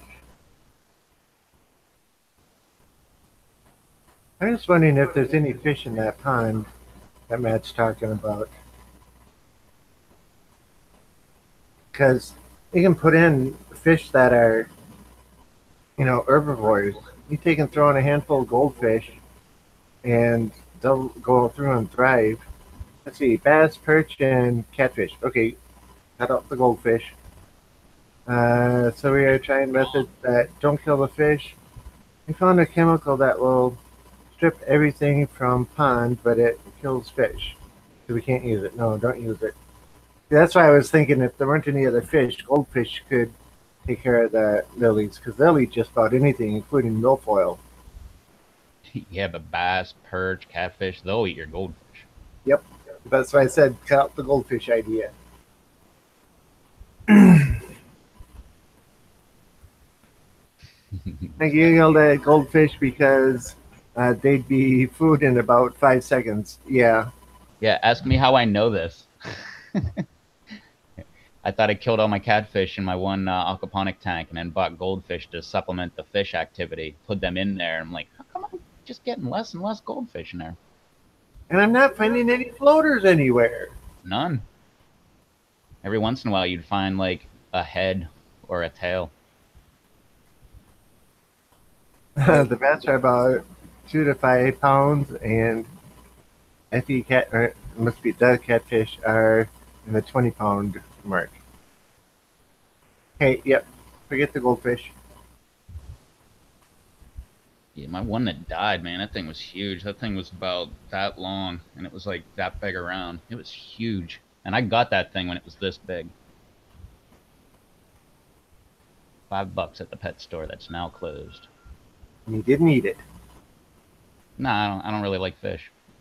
That's the funniest thing I think about aquaponics and me. I love aquaponics, and everyone's like, yeah, then you can have protein. You can eat the fish. I don't like fish, so I only like a couple fish, like tuna, and I mean like fresh tuna, not like tuna in a can. There's nothing better than fresh tuna. And you can do it any way. You can grill it. You could have it sashimi. You could do it in sushi, whatever. I like it all. Then salmon a little bit. But that being said, I don't think I've ever ordered... No, I have had tuna out. But that's only because I live right here by the ocean where we get fresh tuna. But I think tuna is the only fish I've ever ordered at a restaurant. I've never ordered any, like salmon. I've never ordered salmon, tilapia, nothing. Gage is saying, looks like Brando put up a Death Nut video. Yep. We just heard. Yeah, he put it up shortly after the show started. Brittany says, I'd love to have a pond like that. Cool. Matt says, we've thought about cutting a hole in the dam pond, uh, putting a seine net, okay, a strainer net, and catching the fish to move them into a neighbor's pond until we drain the whole pond and let it dry out, then restock it. But are the water lilies putting roots down that can go dormant, or are they dropping seeds or something else where they'll come back? Or where they will come back? Oh, I love that sound, Matt. I went to Oklahoma, my dad's buddy's house, and that was one of my favorite things about it. I pulled out my phone and was just sitting there recording the coyotes howling all night. I just heard a gunshot. Maybe someone else likes the coyotes too. Yeah, like 3 blocks that way is farmland, 4 blocks that way. You know, you hear gunshots here all the time. Yeah, we hear them here all the time. Have a good night, Scott. Thanks for joining us.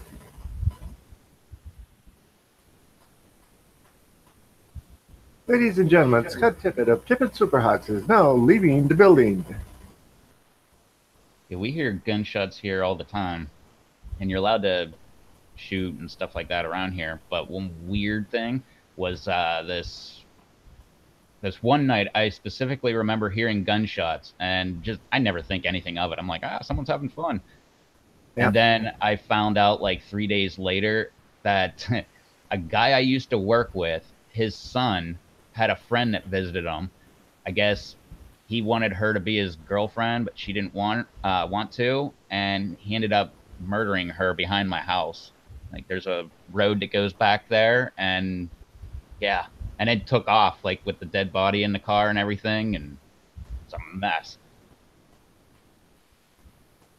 Oh, and a Beatty who wasn't live.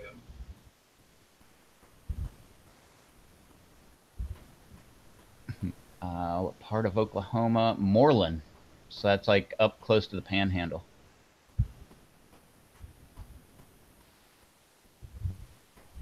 That's no, you can't see. That's where I got that big buck, and I got that big buck. Rick is in the house. Hey, Rick. So, Rick. Yeah, this one buck has, I forget, like 13-inch brow tine, something like that. It's gigantic.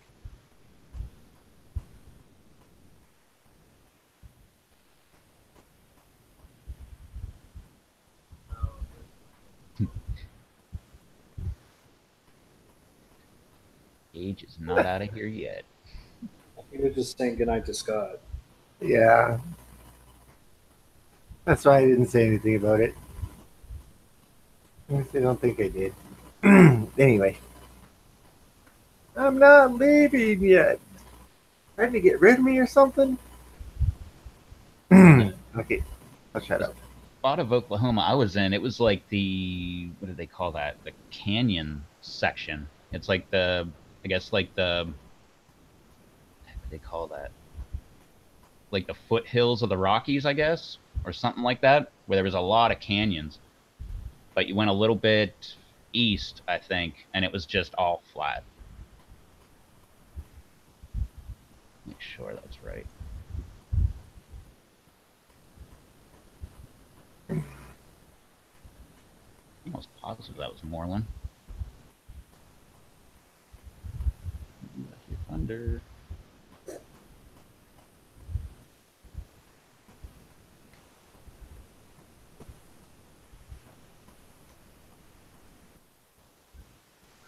Yep, Moreland.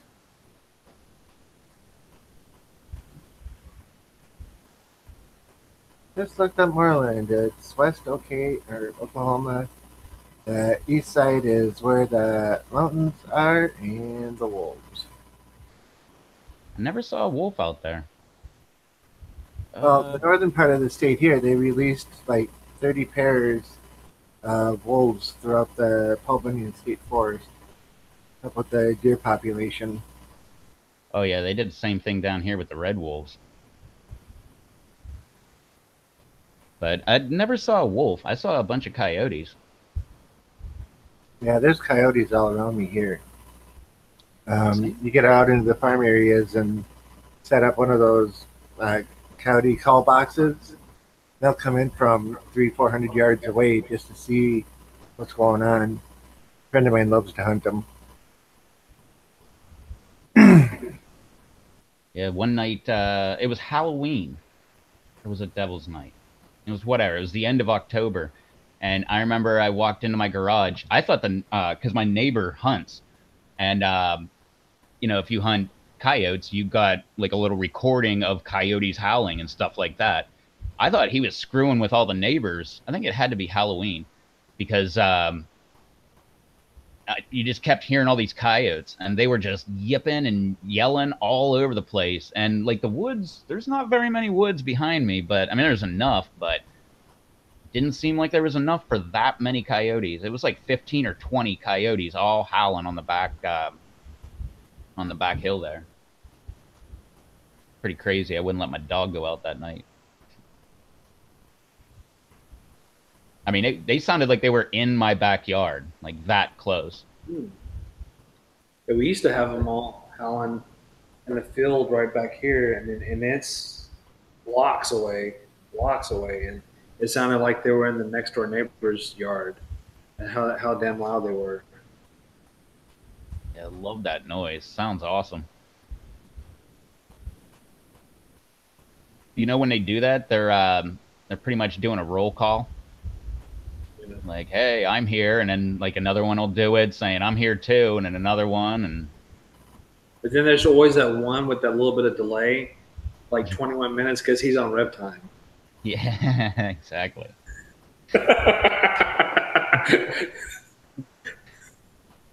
And also, if one of them gets killed, the females go into heat. It's like a weird repopulation thing that they do. Got to get the numbers back up. Yep. Yeah, so the old farmer thing of you see a coyote, you shoot it so that you don't have as many coyotes around. Not that true. Yeah. Because you might have one less, but then like, I don't know how long gestation is, but however long after that, now you got like 8 or 10.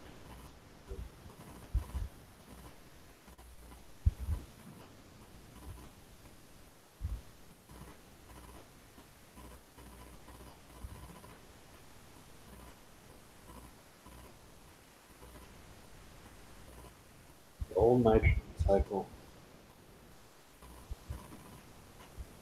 I remember that when I used to do cichlids for fish. Who were you asking that about, Matt? South Florida. No one in here is South Florida. Eastern North Carolina. Beatty. Girls. Probably Beatty. He wants to know if any snake problems. I'm sure. South Florida. That's where the Everglades are. They've got all those python problems down there.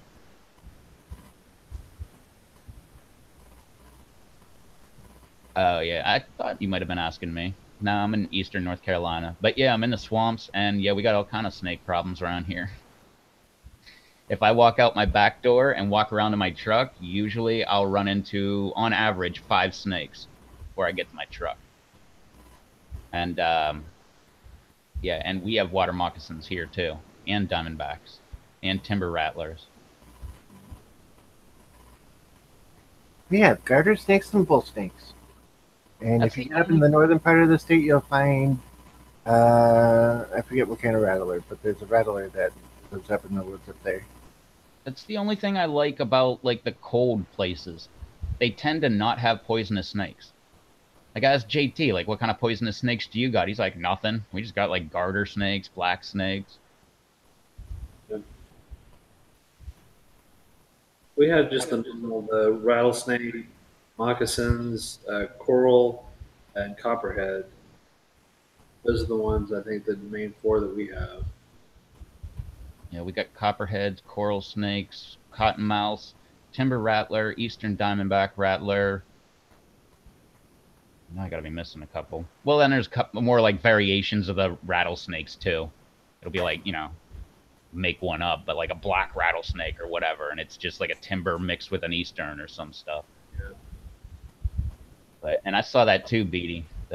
Well, I don't know, but he saw a video of a big python eating a gator. Was it the one where the gator like poked a hole in the side of the snake and killed the snake? Well, I guess that wasn't a video. That was a picture that I saw. As far as snakes, what we have, tons. Racers, water snakes, garters, and there's goes on and on and on and on. King, I think we have kings. I don't know, I've never seen one. Yeah, you want to see how many snakes we got here? Just go through the comments of any of my snake videos. Like, and there's only like, I don't know, there's a bunch of cottonmouth videos, but there's other ones like, I'm like, I don't know, 60 yards away recording this snake. And I'm like, hey, look, it's a cottonmouth. And then all in the comments, it's not a cottonmouth, it's a blah, blah, blah, like insert name of some snake I never heard of. I'm like, what the heck, man? Like, the thing's like skimming across the water like a cottonmouth. But you never know corrections till you put up a YouTube video and call it something. And geez, man, go to my video, rat snake versus legless lizard. Oh my god! Like every comment is that's not a rat snake and that's not a legless lizard. And then they give you the real name. And you're like, I never even heard of that thing. And you Google it, and you're like, oh yeah, they're right. And I've said that to everybody. Like, yeah, you're right. That is that. And everybody still has to remind me, like, well, that's not what that is. I'm like, yeah, I know. Look 2 comments up whenever I said, yeah, you're right. That isn't what it is.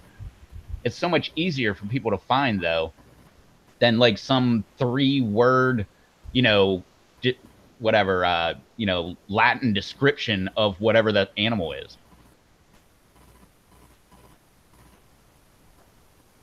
The sunshade material.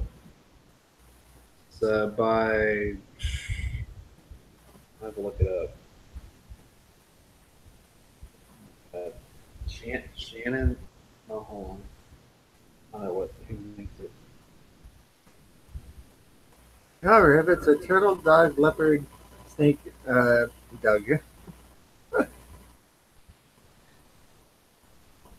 Oh yeah, man.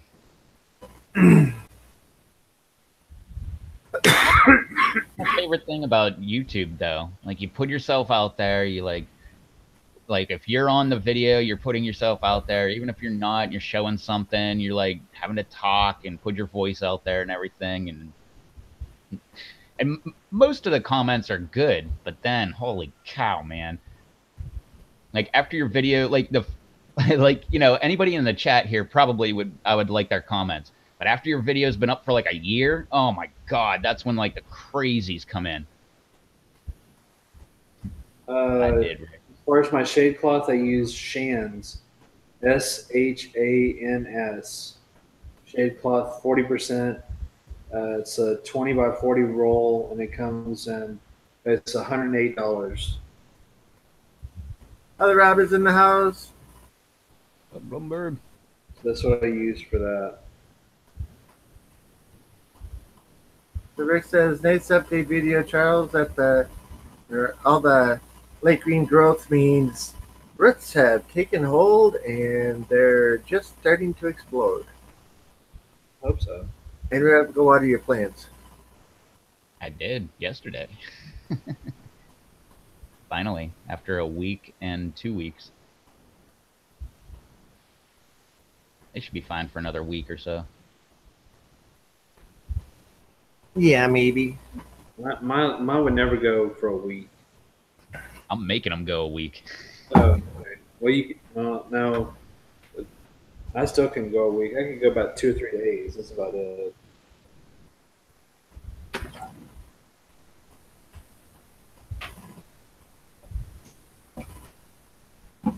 Yeah, I was going to start putting my peppers out, but they were talking about such cold that I'm putting it off again. Other options, hey, Rob, Reb, and Charles.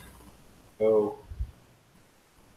And Joe says, Bloomberg, what's going on? without a question mark.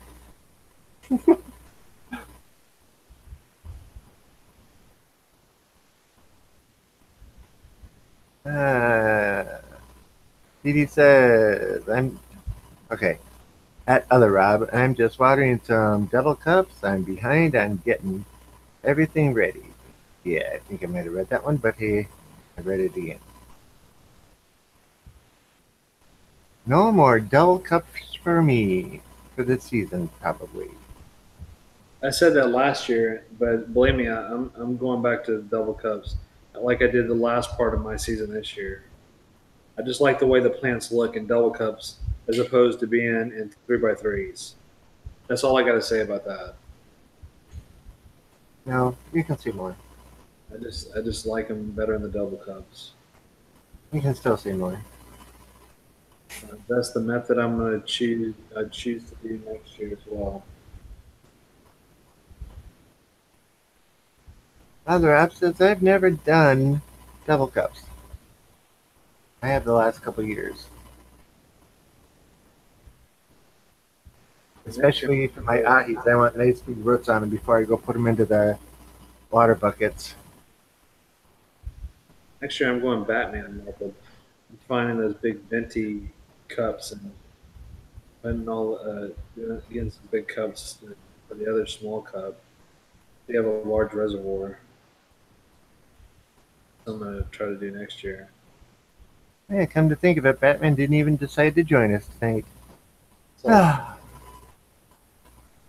he does. He watches. He just may not comment sometimes. Yeah, I'm just teasing. Doesn't want to talk to us anymore, I tell you. No.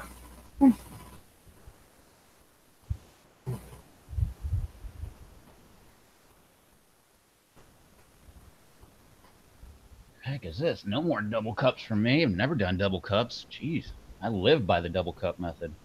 If I didn't have the double cups, I'd kill every single plant. That's the one thing that I think JT Bear really excelled at. He got watering down once he went to the double cups. Because he was overwatering for a while. I kept telling him about it. I'm like, dude, I think you're watering too much. He went to the double cup, and man, I don't think he's overwatered yet. I mean, he might have. I don't know. Rick says, this year I also tried the nursery bags and they work better for me. What's a nursery bag? Is that like Derek's in the house? What's up, Derek? Is a nursery bag like what Charles has going on? The air, what are they called? No, they're different than that. Yeah, because They're an actual bag. Oh, I mean, they're like a bag. I like the setup you got, Charles. Thanks. If I wasn't doing like hydroponic type stuff like I am, that's the method I would go for. What are those bags called? Like air pruning or? Yeah, they're fabric pots. There you go. Wow. They do air prune. Yeah, it's easier name than I thought. I mean, I didn't go by one particular brand this year. I have 3 brands of fabric pots. So I have my old ones from last year, which were smart pots. I have the ones I really really like, which are hard as hell to get on Amazon because you got it when you buy them early in the season. If you're gonna buy them. The damn Grow Suns. Grow Suns, I think, are the best bag. That's just me. But the Grow Suns, those because they're like $10 for 5, or you could get the ones like Batman has, which has the tie. What is it? The expandable deal on top, so you get a little bit more soil. So you actually get about 6 or 7 gallons of soil in. Those are a little bit more money, but those are good. And then I used Winners Outfitters. I did those because of price. 6 bags for $10. So just went. It's kind of too bad that you're not going with more plants next year. Because if you were, since you're doing updates this year, you could just reach out to some of those fabric pot makers and be like, hey, here's my YouTube channel, here's my updates, here's what I was doing. I'm looking to get more fabric pots, and they'd probably send you some. Well, that's not to say that I wouldn't accept them. I'd change them out. Good point.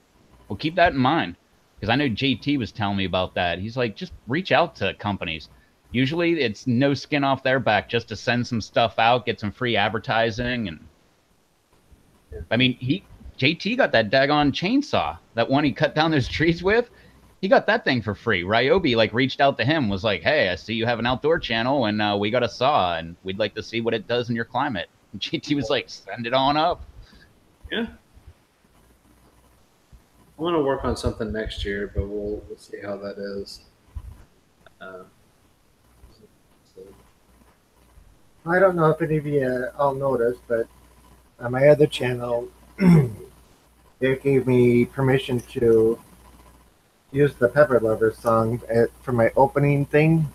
While people are gathering, that type of stuff. A lot of people love it.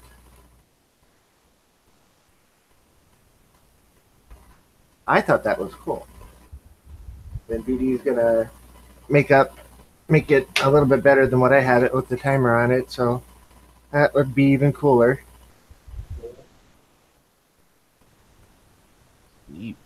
I think, Derek, I think those storms are just getting here, like right this second.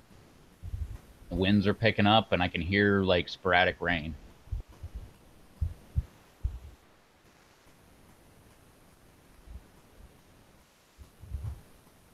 I just fill the plastic bin with about 30 seedlings in bags and fill with a gallon master blend once a week. I just don't have the time to water each individual cup. Awesome. Dang it, I still have to watch it. Yeah, that's the downside of the double cup method, is you have to have time to water each individual cup. But if you do, I mean, like what I ultimately end up doing is the big tote, holes in the top, just put the cups right in there, fill it up with liquid, and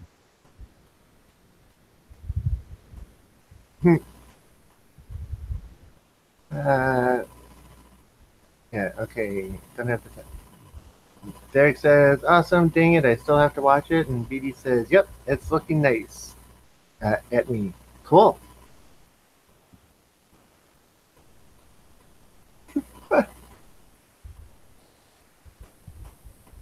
oh, and I don't know if we said that. Hey, Paula. And Matt said back there, grassroots fabric pots, like sending stuff out in trade of advertising. yeah, I looked at grassroots before. I'm going with whatever is less work. So to me, seems like amending these pots and putting different plants in them next year. That seems the easiest for me. So I'm not gonna lie, it's been hell this year. I mean, it's a lot of damn work. I mean, you see people say this. I mean, it's a lot of damn work to do this many plants. I mean, like I said, and I've said it on many posts or whatever else. People who do this many plants, like Jay and Jay Shorter Gardner, whatever it is, I can't just call him Jay. Doing that crap, it's a lot of damn work. Dave, I mean, he does most of his in ground, a lot of damn work. I mean, it's a lot of work when you get over this 100 mark. I mean, you think, oh well, they want to be with this 100 thing. I mean, it is a lot of work. I mean, it takes a lot of time from you. But then you got to have a place to put all these plants. You got to water them. You got to make sure that you kind of maintain them right, or you do run into problems like I had, Dave had. It's when they're reaching for light and everything else. It's just not. I would say as easy when you have 50 plants or less.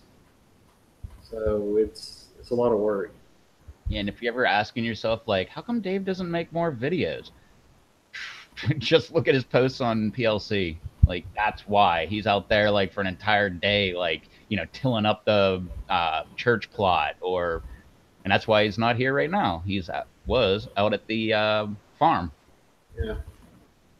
Doing more work. I mean, my life is pretty damn simple, honestly. It's like, work till 5, but come home, deal with the garden, do whatever, play with the dogs till 7:30 something.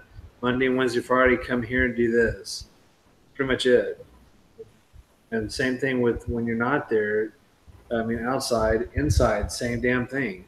In the morning before I go to work, check the plants to make sure they're not like, dying on you, like, because they need water or whatever it might be. And then before you go to work, then you go to work, you come home, you make sure everything's still all right. Then you want to make sure, see how the cycle goes with all the lights, depending on what kind of light you use. For me, it takes a lot because I'm using LEDs, but then I have all these fans and everything else going, so there's a lot of variables. These things dry out quick. They just dry out quick when you got this much heat. Like I said, in that room I kept in, hell, with a couple tents, it just skyrocketed as far as heat. Russ! What's up, Don't Kill the Reaper? What's going on, Russ? What's up, guys? What you see is what you get, and we're here. Now you are too. How's it going? Sorry. So, Russ, I have a question for you. I asked this to Blumberg this morning. Do you enjoy doing these challenges or whatever it might be that late at night? Because me personally, I didn't say it till this morning, but I wouldn't eat a Reaper at midnight. I do. I'd rather do it at night. Let my body sleep through it, go through it, hibernate. Yeah, but you haven't had it bad, so where your stomach is hurting and you can't sleep and it affected your sleep? I'm not going to lie and say that hasn't happened, but I'm just wondering.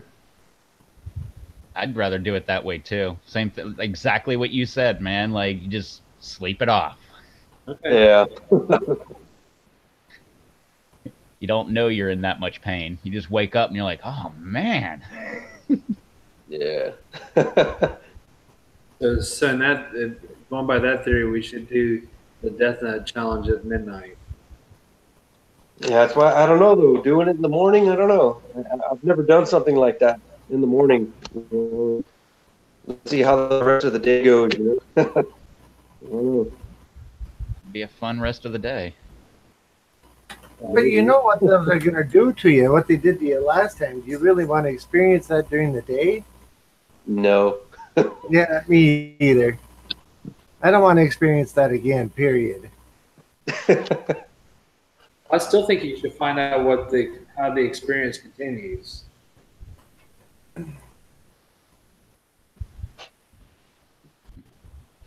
Do 1 week, take a couple weeks off, and then do 5.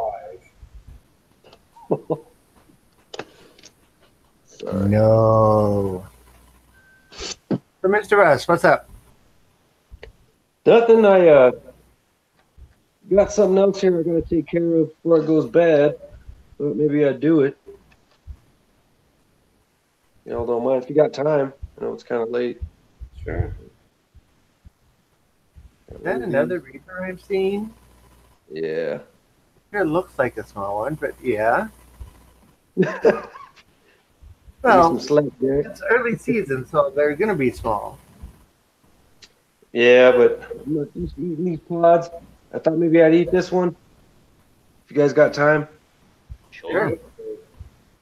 Where's your shirt? You had almost a whole day to prepare. You could have got a Blue Oyster Cult shirt. I'll be right back. Sorry. Bloomberg in the chat says, let's do the Death Nuts now. You gotta wait for Chad. His just shipped today. Yeah. And So, Dave. Lumber, yeah, and we need Derek along too. Yeah, I forgot to ask. What's up with your Death Nuts, Derek? Did those get ordered? Did they not get ordered? I think I know the answer. So we'll do it when Dave's ready because I'm doing it with Dave. So he's the one that condescended this stuff. So I'm waiting for Dave. So no Dave, no Death Nut challenge. Oh, that was pretty good.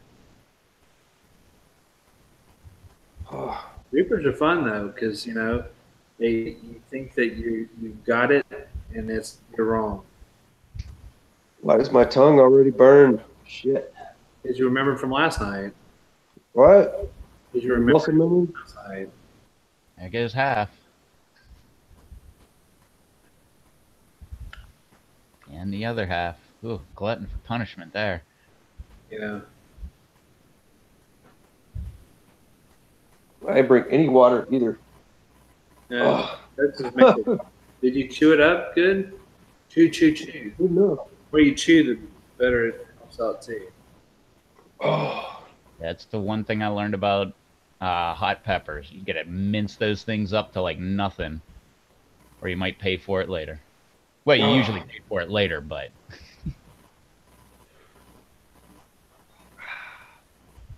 oh.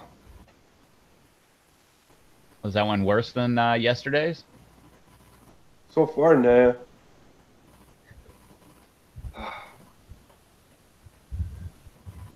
It looked worse. It's worse on my throat. I'll say that. Whoa.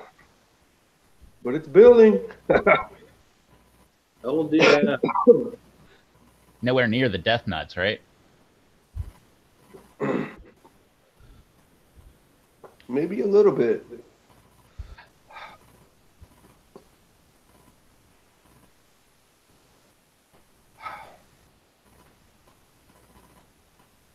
So what's going on? I don't know. Just We're just watching wondering you. what's going on with you. I'm fine. I don't do whole Carolina Reapers.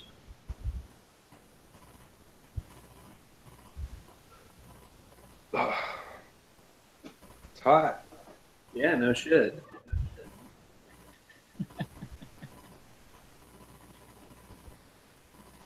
Beatty, that was a Carolina Reaper, certified See, hottest pepper in the world. Once you get this out of your system, you'll tone it down and stop doing these whole pod things. Then remember, habanero and less is your friend. Anything above it, use quarter or half. 'Cause, dude, look at you, you crying. You know. Did you wash your hands or didn't don't touch your eyes? You got all that Reaper oil in there either. So was it worth it? It's okay. I'm not like suffering. I'm not. Oh. My eyes are they're dripping. I'm sorry. I can't control it, but I'm good. Thing about it, I'm just saying it's I don't know how painful those things are. Nah. It's not, I don't know. It's not that bad. I mean, it is, but it's not. Like, I'm not about to So those are screaming. tears of joy. In a way, kind of. It's only bad when the tears burn your face the whole way down. I didn't hear your answer to the question of is that hotter than the number 5 of the death nuts, or is that which one's hotter? No, I think this one's hotter. All right. Well, it's sticking around longer. I'll say that. I'll be there for a minute. You know, one of these times you're going to have to do 2 pods at once. Wait. No, don't buy into that stuff. You don't need any of that peer pressuring bullying from Rob Z. Don't get into that crap. Yeah. After that, then you need to like jump out of a plane and eat 3. Yeah, eat 3 on the way down.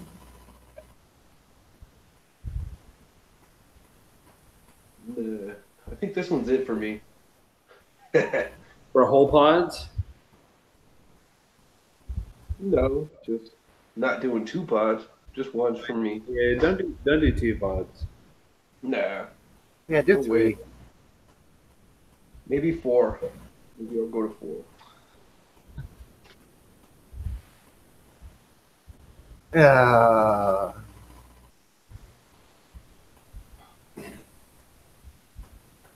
Wow, that is hot.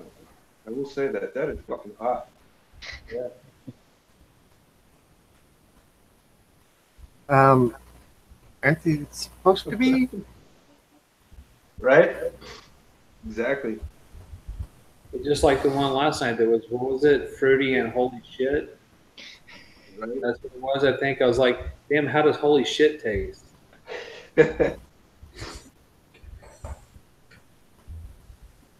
Oh, I'm all right. I'm okay. I'm all right. Thanks for letting me do this on here. Appreciate it. Thank you. Everybody Matt, loves. you're always welcome.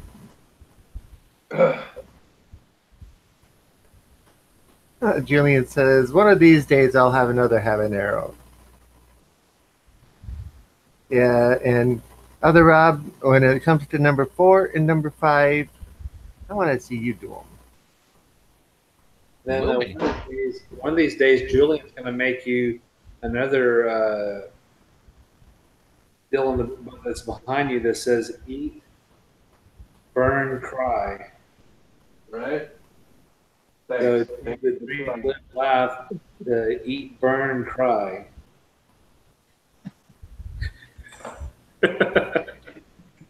And then instead of beer bottles, it'll all be like different peppers.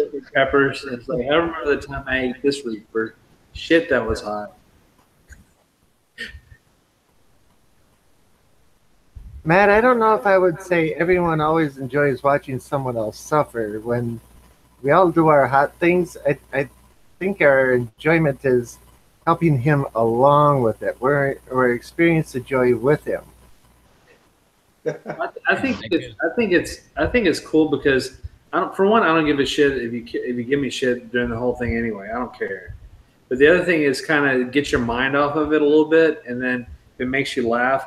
Well, you don't want to laugh too hard because when you get the backdraft flame going in after you have the super hot, it does really suck. So you're like, and you gasp and you get that air pocket of backdraft fire. Oh, that's no fun. Blumberg, I'm just giving you a hard time. I know you can do it without an issue.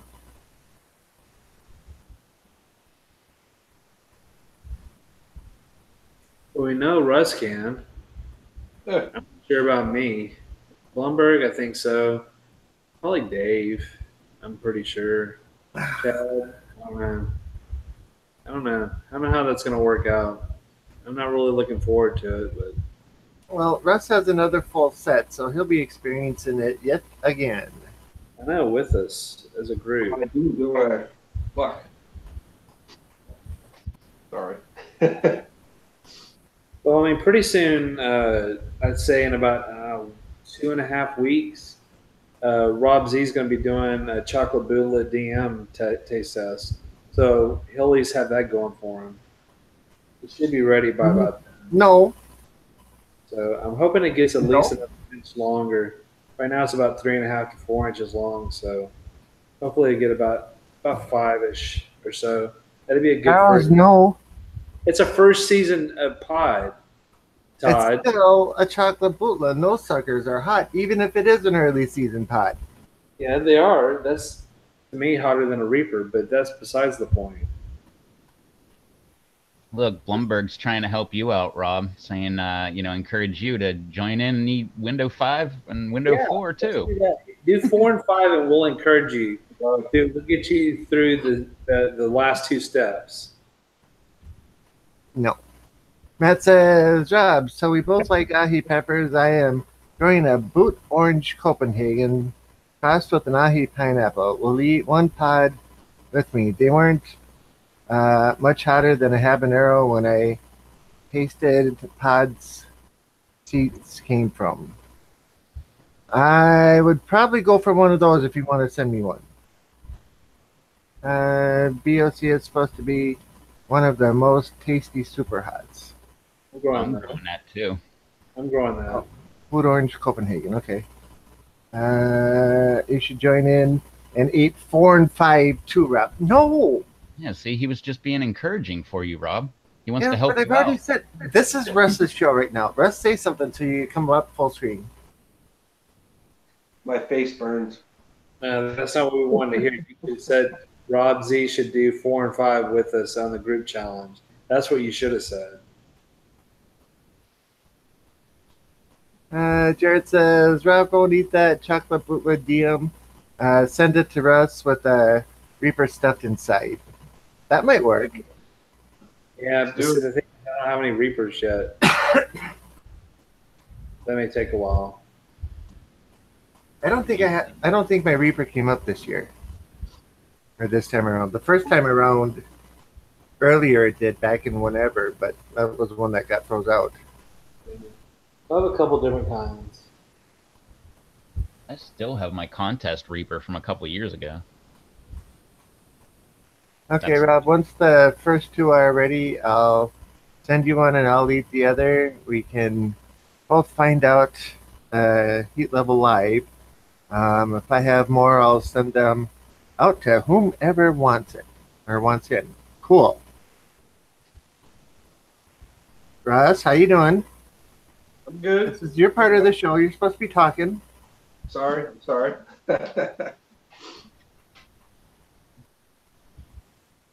Looks like it's subsiding. Your face is turning back to a normal color. Yeah, I was gonna say yeah. I'm doing good. I'm all right. I'm all right. My stomach's doing good. My face is doing good. Still burns, but I'm all right. And Peter Stanley's video today, and he said that there's a tip that you do 2 teaspoons of baking soda and a glass of water. That helps with cramps and other issues you have when you eat whole pods. Never tried that, but it might be used actually during the Death Nut challenge afterwards, after the 5 minutes. Chad, you woke up, you missed it again. Yep, you missed it again, Chad. Russ is giving us an encore presentation of his Reaper consuming abilities. I ate a small pod. It hurt like hell. But, Well, like Rob was saying, Rob Blumberg, when you do the mid-season pods, they're going to be way hotter. Unless these from Eber, they're all done hydroponically or something. Because he's in North Carolina too. So I don't think that he would have his outside for that duration. But he's doing them indoors, I guess.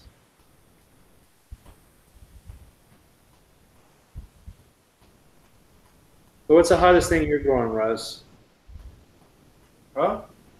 What is the hottest pepper you're growing? I'm trying to get some ghosts going, but having a little problem with them. They're not getting too big. They're still like at the same height when I bought them. What size container are they in? Same thing? I'm sorry? They in the same container you bought them in? No. As soon as I got them, I broke them out and got them going. I'm feeding them, but they're still real short. Everything else I planted by seed is coming up. Yeah, I would show it, but it's going to be difficult for me to show everything. Right. Yeah. I mean, sometimes that happens. I had some small plants that took forever to get going. Yeah. I've got my heirloom. My heirloom, actually, that one's got like one. It's cool because it was green. Now it's turning yellow and it's getting red. It's my first pepper when I first went on the PLC. Pretty cool. I'm seeing it turn red. I'm like, wow. So it's cool, man.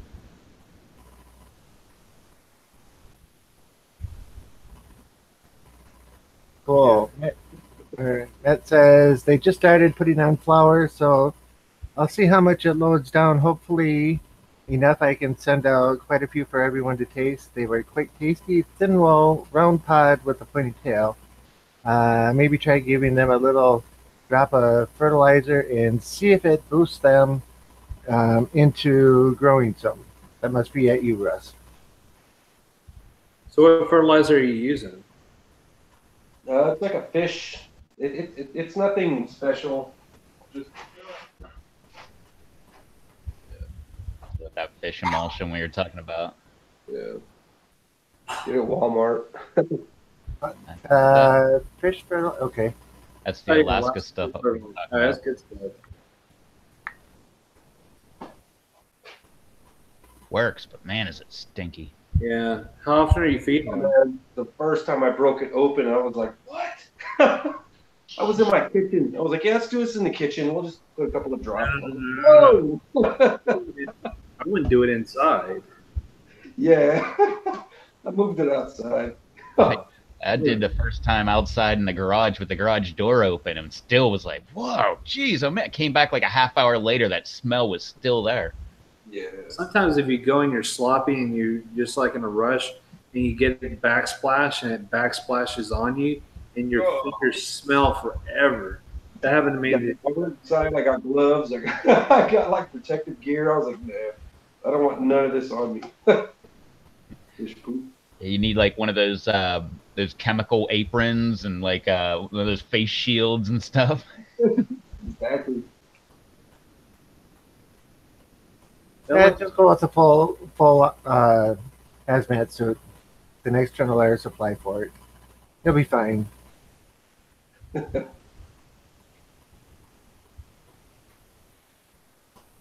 It's like the other day I took that picture and posted on PLC, that damn insect that I saw on my T post or whatever. I never even knew Saw this. that.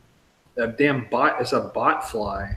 It's actually called a Culebera something fly or whatever. At first I thought it was a moth. Then I thought it was like a bee or something, and I was like, nah, it's not a bee with that type of look. But I mean, that thing was, I mean, huge.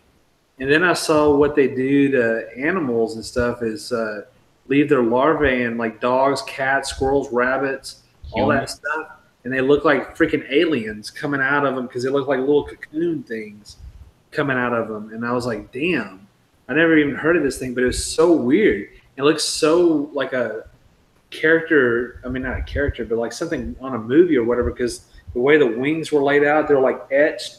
They're all black, but they had the veining and stuff. But it's all like something built or something. It was so weird looking. And then it looked like it had like Darth helmet or Spaceball looking goggle things on it.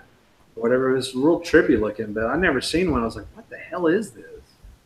But it's always fun to go out the garden and see all kinds of stuff and see a lot of small praying mantises. They're all over the plants.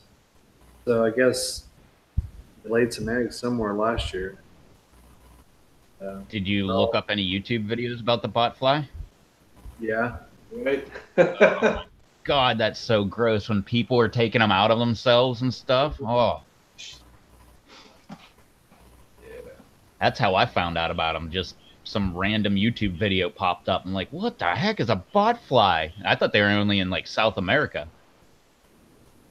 And no, they're like I said, they're big. I mean, like I said, I literally thought it was a moth landing on the T post, and that's how big this damn thing was. Man, I live near a military base, and we go to the Middle East a lot. And from what I'm hearing, you know the camel spiders. Have you heard of those? Yeah. Yeah. Apparently, they're hitching rides on all the equipment coming back here. And I live in the desert, which of course is where they live. So I'm hearing that we're starting to catch them around here in the desert. This freaking giant ass camel spider. Creepy. man.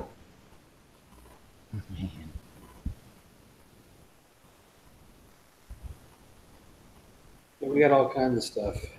That's just there's always something coming on. Some people. I mean, there's some areas where they check to make sure stuff isn't coming in, but they always let stuff slip. We always get invasive species coming in. Something. Like we got the wonderful fire ant. Yeah, Little bee. those things suck, man. We got them here. Yeah. So what else? That new termite or whatever. I forgot what the hell that termite's called. What the hell, I think, or something. Always something with What's up, man? it. And if you're in Florida, you get all kinds of goodies because you get all kinds of creatures that people had from all over the world and they're keeping in zoos or pets or whatever else, and they just live like that's where they were supposed to be. I don't want to deal with that crap. I don't want to walk out to my backyard and have a damn python. That's just, I mean, that's just me. I just don't. Oh, crap, man! I went to the garden today and I had a python in it. Yeah, I don't want to deal with that. Yeah, or a gator.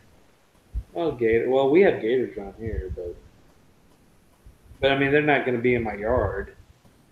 Well, they could be, but I heard somewhere that in Texas there are more tigers in captivity than there are in the rest of the entire world. I would believe it. It's just crazy. There's a lot of ranches and safari places all throughout Texas, especially South Texas. They're everywhere. I mean, crap. I mean, hell, look at King Ranch. You know how big King Ranch is? I mean, like I said, when you go to South Texas, I mean, just I know there's other parts of the country, but you know, like you better get everything you want to do because there's some counties there ain't nothing there. I mean, literally, you're just going through a county that's probably big as something. I won't say as big as people states, but pretty damn close. I mean, because Texas is so big, you go through a whole damn county, and there's like maybe one gas station somewhere in the middle, and just like like when you're crossing Texas to Louisiana, you get the bridge that says make sure you're gassed up because you got to go across that long bridge, and make sure you have enough gas to cross. We got a bridge like that just north of me. It goes underwater, and then it goes as I think 2 humps so that boats can go under it. But it goes underwater because it's right by or kind of close to the naval base. So all those giant Navy ships have to like go right over the tunnel. Yeah. Yeah, it's a long bridge, Charles. I hate that bridge. Going through swampland. Yeah. I hate that one. Yeah, that was long, man. Like if you break down, you're literally like blocking traffic. Oh yeah, you're screwed. Yeah, and you look down, you see gators. You're in swampland. It's one thing that scares me is gators, man. F that. Well, the thing that scares me the most is the brown recluse spider. We have those all over here. I can't see it. That's in the most cases. That's what scares me. Is something I can't see. Yeah. Of course, I'm going to be scared as hell if I see a big bear or whatever else we're talking about too. Of course, I'm going to be scared, but depending on what's going on, I mean, if I saw a big ass snake in my yard, it's a python or something, I go get a gun and shoot it probably. So I mean, that's how I'd solve that problem. And then there's no more snakes. I don't have to worry about it. But I mean, for a brown recluse, it could be in my shoe. It could be underneath my covers. It could be anywhere. And I don't know what the hell's going on, and then have a reaction or part of my limb has got a hole in it or whatever else. That sucks. Yeah. Now, around here, the way our houses are, yeah, there's a bunch of times I'll pick up like a hose or a bucket, something sitting in the backyard, and boom, there's a brown recluse running off. Yeah. And Julian, yeah, that's Chesapeake Bay Bridge Tunnel. Right up there in Norfolk, connects the Eastern Shore to Norfolk. Said there's no shoulders on that bridge either. Nope. I've gone across that, I don't know, 2 times, 3 times? At least 3 times. And it's expensive. To get across it, it's like, I think $20. But if you don't go across it, then you have to drive all the way to like Maryland and then all the way back down the other side too. So you'd save that in gas. Yeah, let's save $20 in toll fees and spend $60 in extra time in gas. Longer than that. You'd probably spend like 3 hours. Depends on where you want to go on the Eastern Shore. If you're coming all the way back down to where the bridge is, then that might be 4 hours. All right, I'll see you guys later. I gotta go to bed. I got work in the morning. Gotta kick off. Me too. Be fine. You did a good job again, Russ. Good job, Russ. Awesome job, man. Thanks. Yeah, I just could. Uh, to eat 2 of those in 2 days, yeah, that's pretty good. Yeah. I saw, you ever remember the movie What Lies Beneath? Yeah, with Harrison Ford. Yeah, remember the lady when she was the neighbor and Michelle Pfeiffer was looking at the neighbor like, what's going on? And then her eyeball pops through the knot hole of that fence. That's what reminds me of Russ. Because that lady just comes up to that fence post and look, and you just see that eyeball.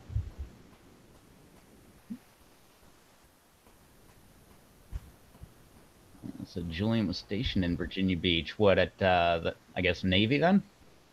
Because I think that's the biggest naval station on the eastern seaboard. Russ lives in El Paso. Uh,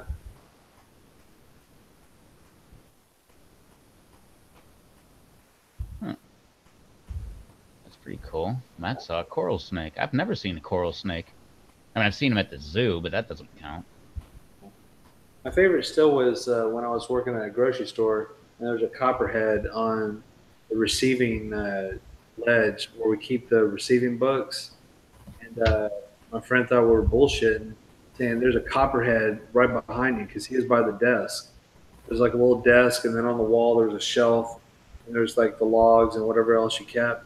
And there's a damn coral, I mean, a damn copperhead, literally right there. And we're like, we're not bullshitting. There's a damn copperhead, but he's like, bull crap. There is, and he turned like around and he's like, oh crap. And there's the damn copperhead just looking at him. It just that was one of the freakiest things, man. I was like, I can't believe this crap.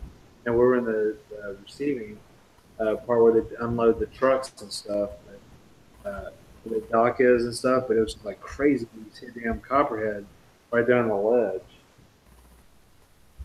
When I was younger, and I was living in Pittsburgh, I remember a friend was coming over, but he was walking, like from the next town over. So Yeah, me and another buddy walked. We got I think a bucket full of like drinks and stuff, and we walked up to. We just called it the entrance to the trails. It was just these woods that we had, and we just waited right there, and we saw a snake. And I don't remember what the heck happened, but I remember taking the bucket and just putting it on a snake and pretty much killed the snake. And then come to find out, it's a baby copperhead. yeah. Still, Kind my of freak. scariest snake incident was. I think I told that before. Maybe I told it before. It was like my grandma's house had like a large field or whatever behind her house, and it was like this old raggedy piece of plywood. It was all it was all turning rotted. The edges are cracking and all this stuff. And every day I would just go and pick it up and see what was underneath it. 'Cause I was always looking for frogs or whatever else or toads or whatever it might be. One day there was a freaking, I mean, I was a kid, that thing had to be 4.5, 5 foot water moccasin underneath there. And all I saw is that damn big white mouth. And I was like, holy crap. And it was like, when it was at the real dark, because, they have different, different tints. But this one was that real dark black tint with that white mouth. Oh, scared the hell out of me. I dropped that board so fast and ran and flew out of there. Have a good night, Bernie. I was really ready to get out of there. Later, Bernie. Yeah, and if you don't know about cottonmouths, they're fairly short. They're they're I think they get to 5 feet long, but they get massive around, like gigantic. Because they don't get long, they get thick. Yeah. Like a And ball python. and it depends on what stage they're in. Like juvenile look different than the adults, but the adults are usually like overall they look like black.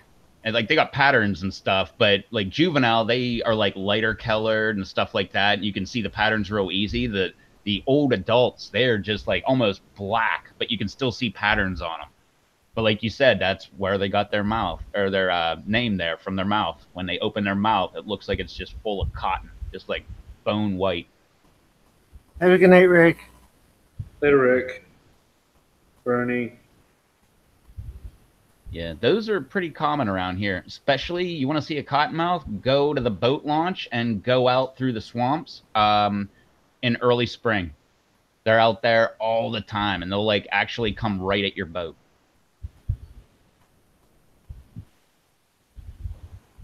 I've got tons of videos of them.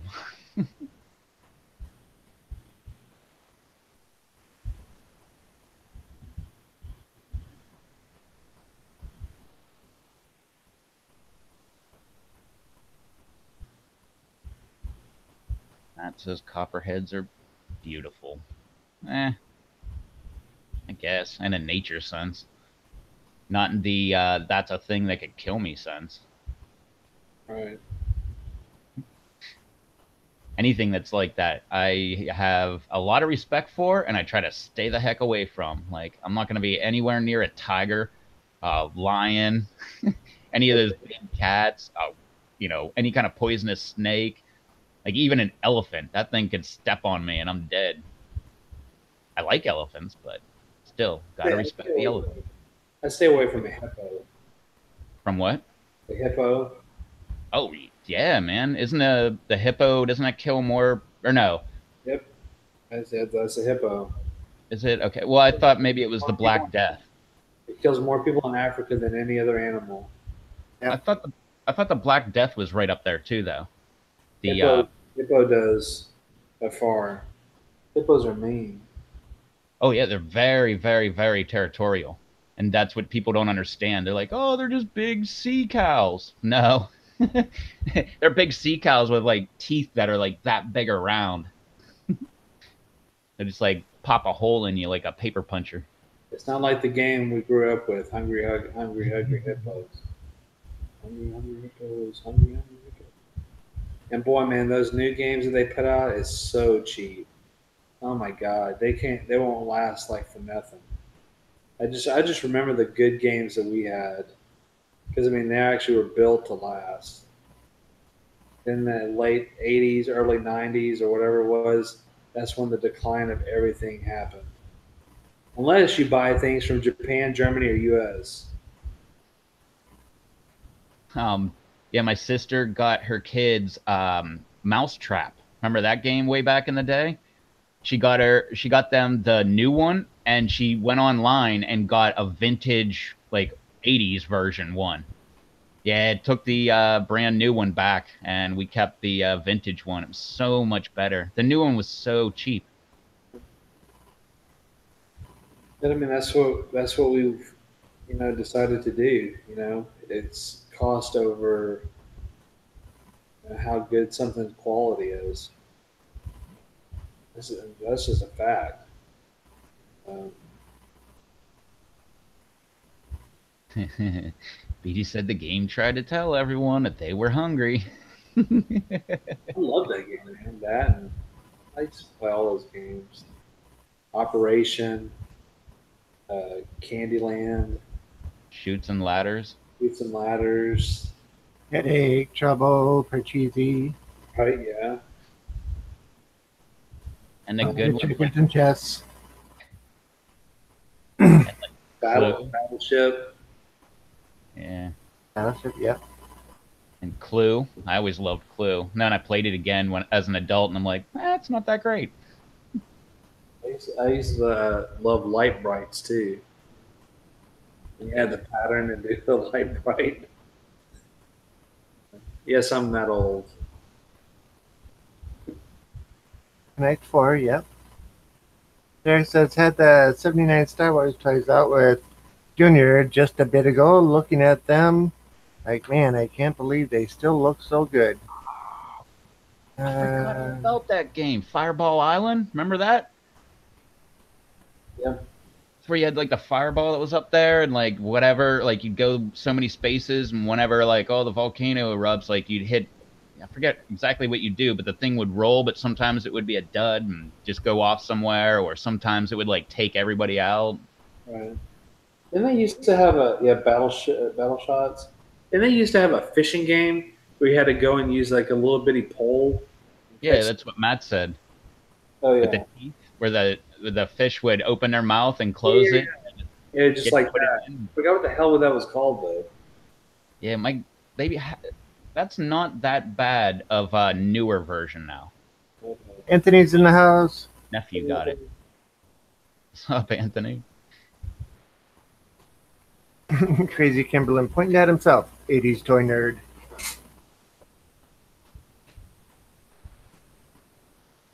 I just like the 80s. I'm just going to go out and say it. I just love the damn 80s in general. I mean, everything. I mean, I wanted to see a better argument. Okay, you to me had the best games, you had the best movies, you had the best music in general, really, because everything, every genre of music came through that period. You had all the breakdowns. So you had pop, you had the beginning of rap, hip hop, all that stuff. You had the soul music, you had the heavy metal, the regular rock. You had the beginnings of I don't know what the hell I say electronic music, but you had all the other bands. There's just so much going on in the '80s, and they actually did their own music. That was their songs. Most they don't have to go and do covers of everything like they do now. We're doing a covers of the '80s group. I mean, this '80s group. Blah blah blah blah. They can't even think their own songs now. They cannot even think of their own damn song. How hard is that? Same thing with movies. They're like, Same let's do a remake. Yeah, The third let's remake redo of it. this. Let's remake it. For the 15th time. So Yeah, everybody in the chat agrees with you, man. yes, if you're around that decade, that was the best decade. Oh Of man. course, people who are in the older generation could say that those years were better too. The only thing is that I would like to have been around a decade earlier too, though, because I would have loved to have been a teenager in the '70s with all the muscle car stuff. Did all the street racing and stuff that way with those type of muscle cars. Kind of like, that's how I would like to have been back then too. And then, Matt says he likes the Woodstock age. Had the best music, Hendrix, Beatles, etc. No, I'm going with what Charles said. we're going with the '80s. Because I mean, Hendrix was only around that long. That long. To be honest, I don't even like the Beatles that much. I hate the Beatles. I'm not. I like a couple songs. I mean, and then I like the going with remakes. The one Beatles song I like the remake way better. I mean, because I mean, I like Helter Skelter, but Motley Crue I think does a hell of a lot better job than the Beatles did with Helter Skelter. That's just me. But that's going back with the '80s stuff. Yeah, Woodstock age had some good bands, but I definitely wouldn't say the Beatles.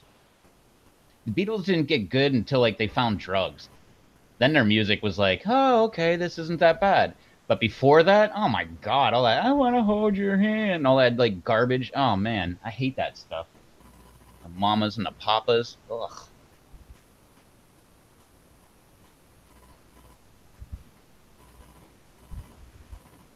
Maybe I heard it too much.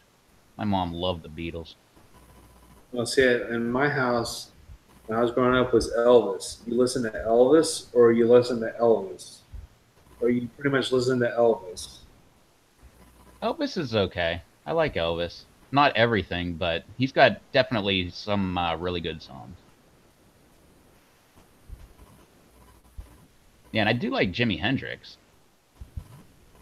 But like you said, he wasn't around that long. What, the guy died when he was, what, 26, 27? He was very young. They were only around for like 3 or 4 years. Him and the Jimi Hendrix Experience is only like 3 or 4 years. And hell, by the time they got going good, he died. So Yeah, same now with what Janis Joplin. what would he have done if he was still around? That's what the question I have. Because the man was a great guitarist. And as a guitarist, I mean, he's amazing at what he could do. So who knows what he could have done? But that's just a bunch of people. I mean, shit, Randy Rhoads. What the hell could he have done if he wouldn't have died? I mean, he was an amazing, he was a teacher as well for guitar. And man, he's just like, awesome. Going into the I don't want to put Sorry. I don't want to put this guy in the same category because those guys were like just extraordinarily talented. But what about like Kurt Cobain? Like everybody says he's like one of the greatest of all time. Well, what would he have been like in 5 years? Yeah. Like I said, that's still not one of my favorite Seattle bands. I mean, out of the group, that's not my top one. So out of the what is it, 4 or 5 that was really popular, that's not in my top of my list. But I mean, I do like Nirvana. Don't get me wrong. Yeah, Dimebag. I like I was getting that. I mean, that was the yeah. That was so stupid. I'm not even going to get into that one. That one still pisses me off. Because, I mean, you got old Phil, who's a piece of crap, who's going off and stuff. And then people get pissed at him because he went and did a band with his brother and say that he's the reason the Pantera broke up. So you go up and shoot him on stage. That's just garbage.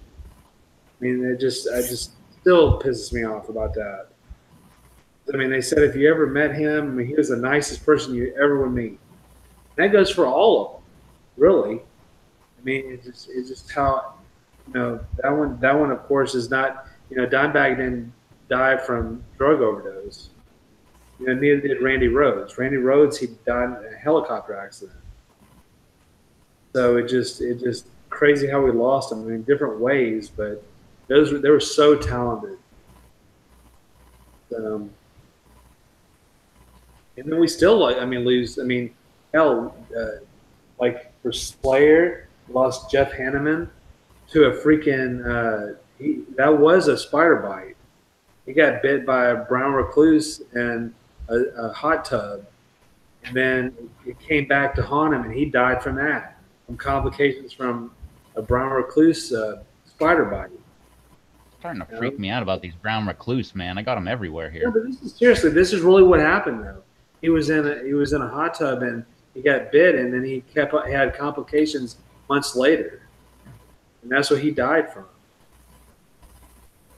So I mean, that's how he died as well. So I don't know, man. Like I said, you can go on and on and on about guitarists and everything else, but I hate to see a lot of them.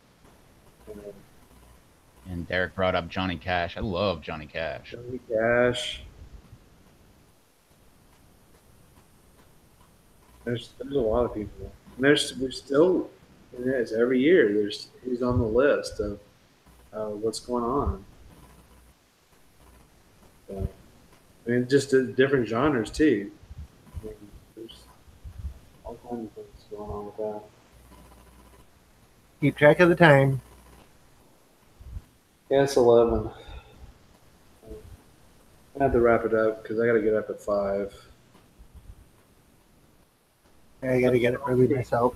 YouTube channel, Charles B. I did an update today. You can view that if you haven't already. Check that out. I got a special message for Rob Z in there. I'm here usually Monday, Wednesday, and Fridays. We'll see. We're going to play it by ear. I may be taking some breaks here and there because I'm tired. Then also I'm always on the PLC. So Charles Space B on PLC as well. That's pretty much it. Cool. And Rob Z. Most people know it's ROBB. Space Z is my PLC, my Hangouts, and YouTube main channel. Videos of grown peppers, and well, now that the bottle gardens are starting to come up, we'll start doing videos on those. And yeah, my second channel for Minecraft is Yankee850. A few people from here, and thank you guys who are here that come over and watch me there.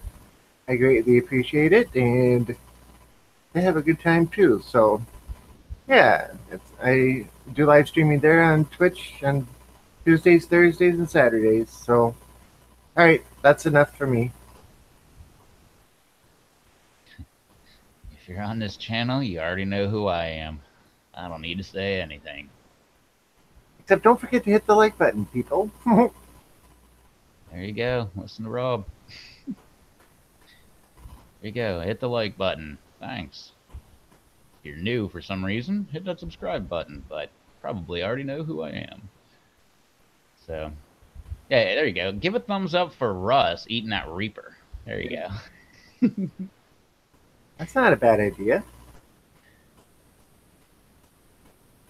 And all right, well, that's it. This was a live stream. I can actually remember the end of it, so must have been a good one. So, catch y'all later. Later, guys. Bye.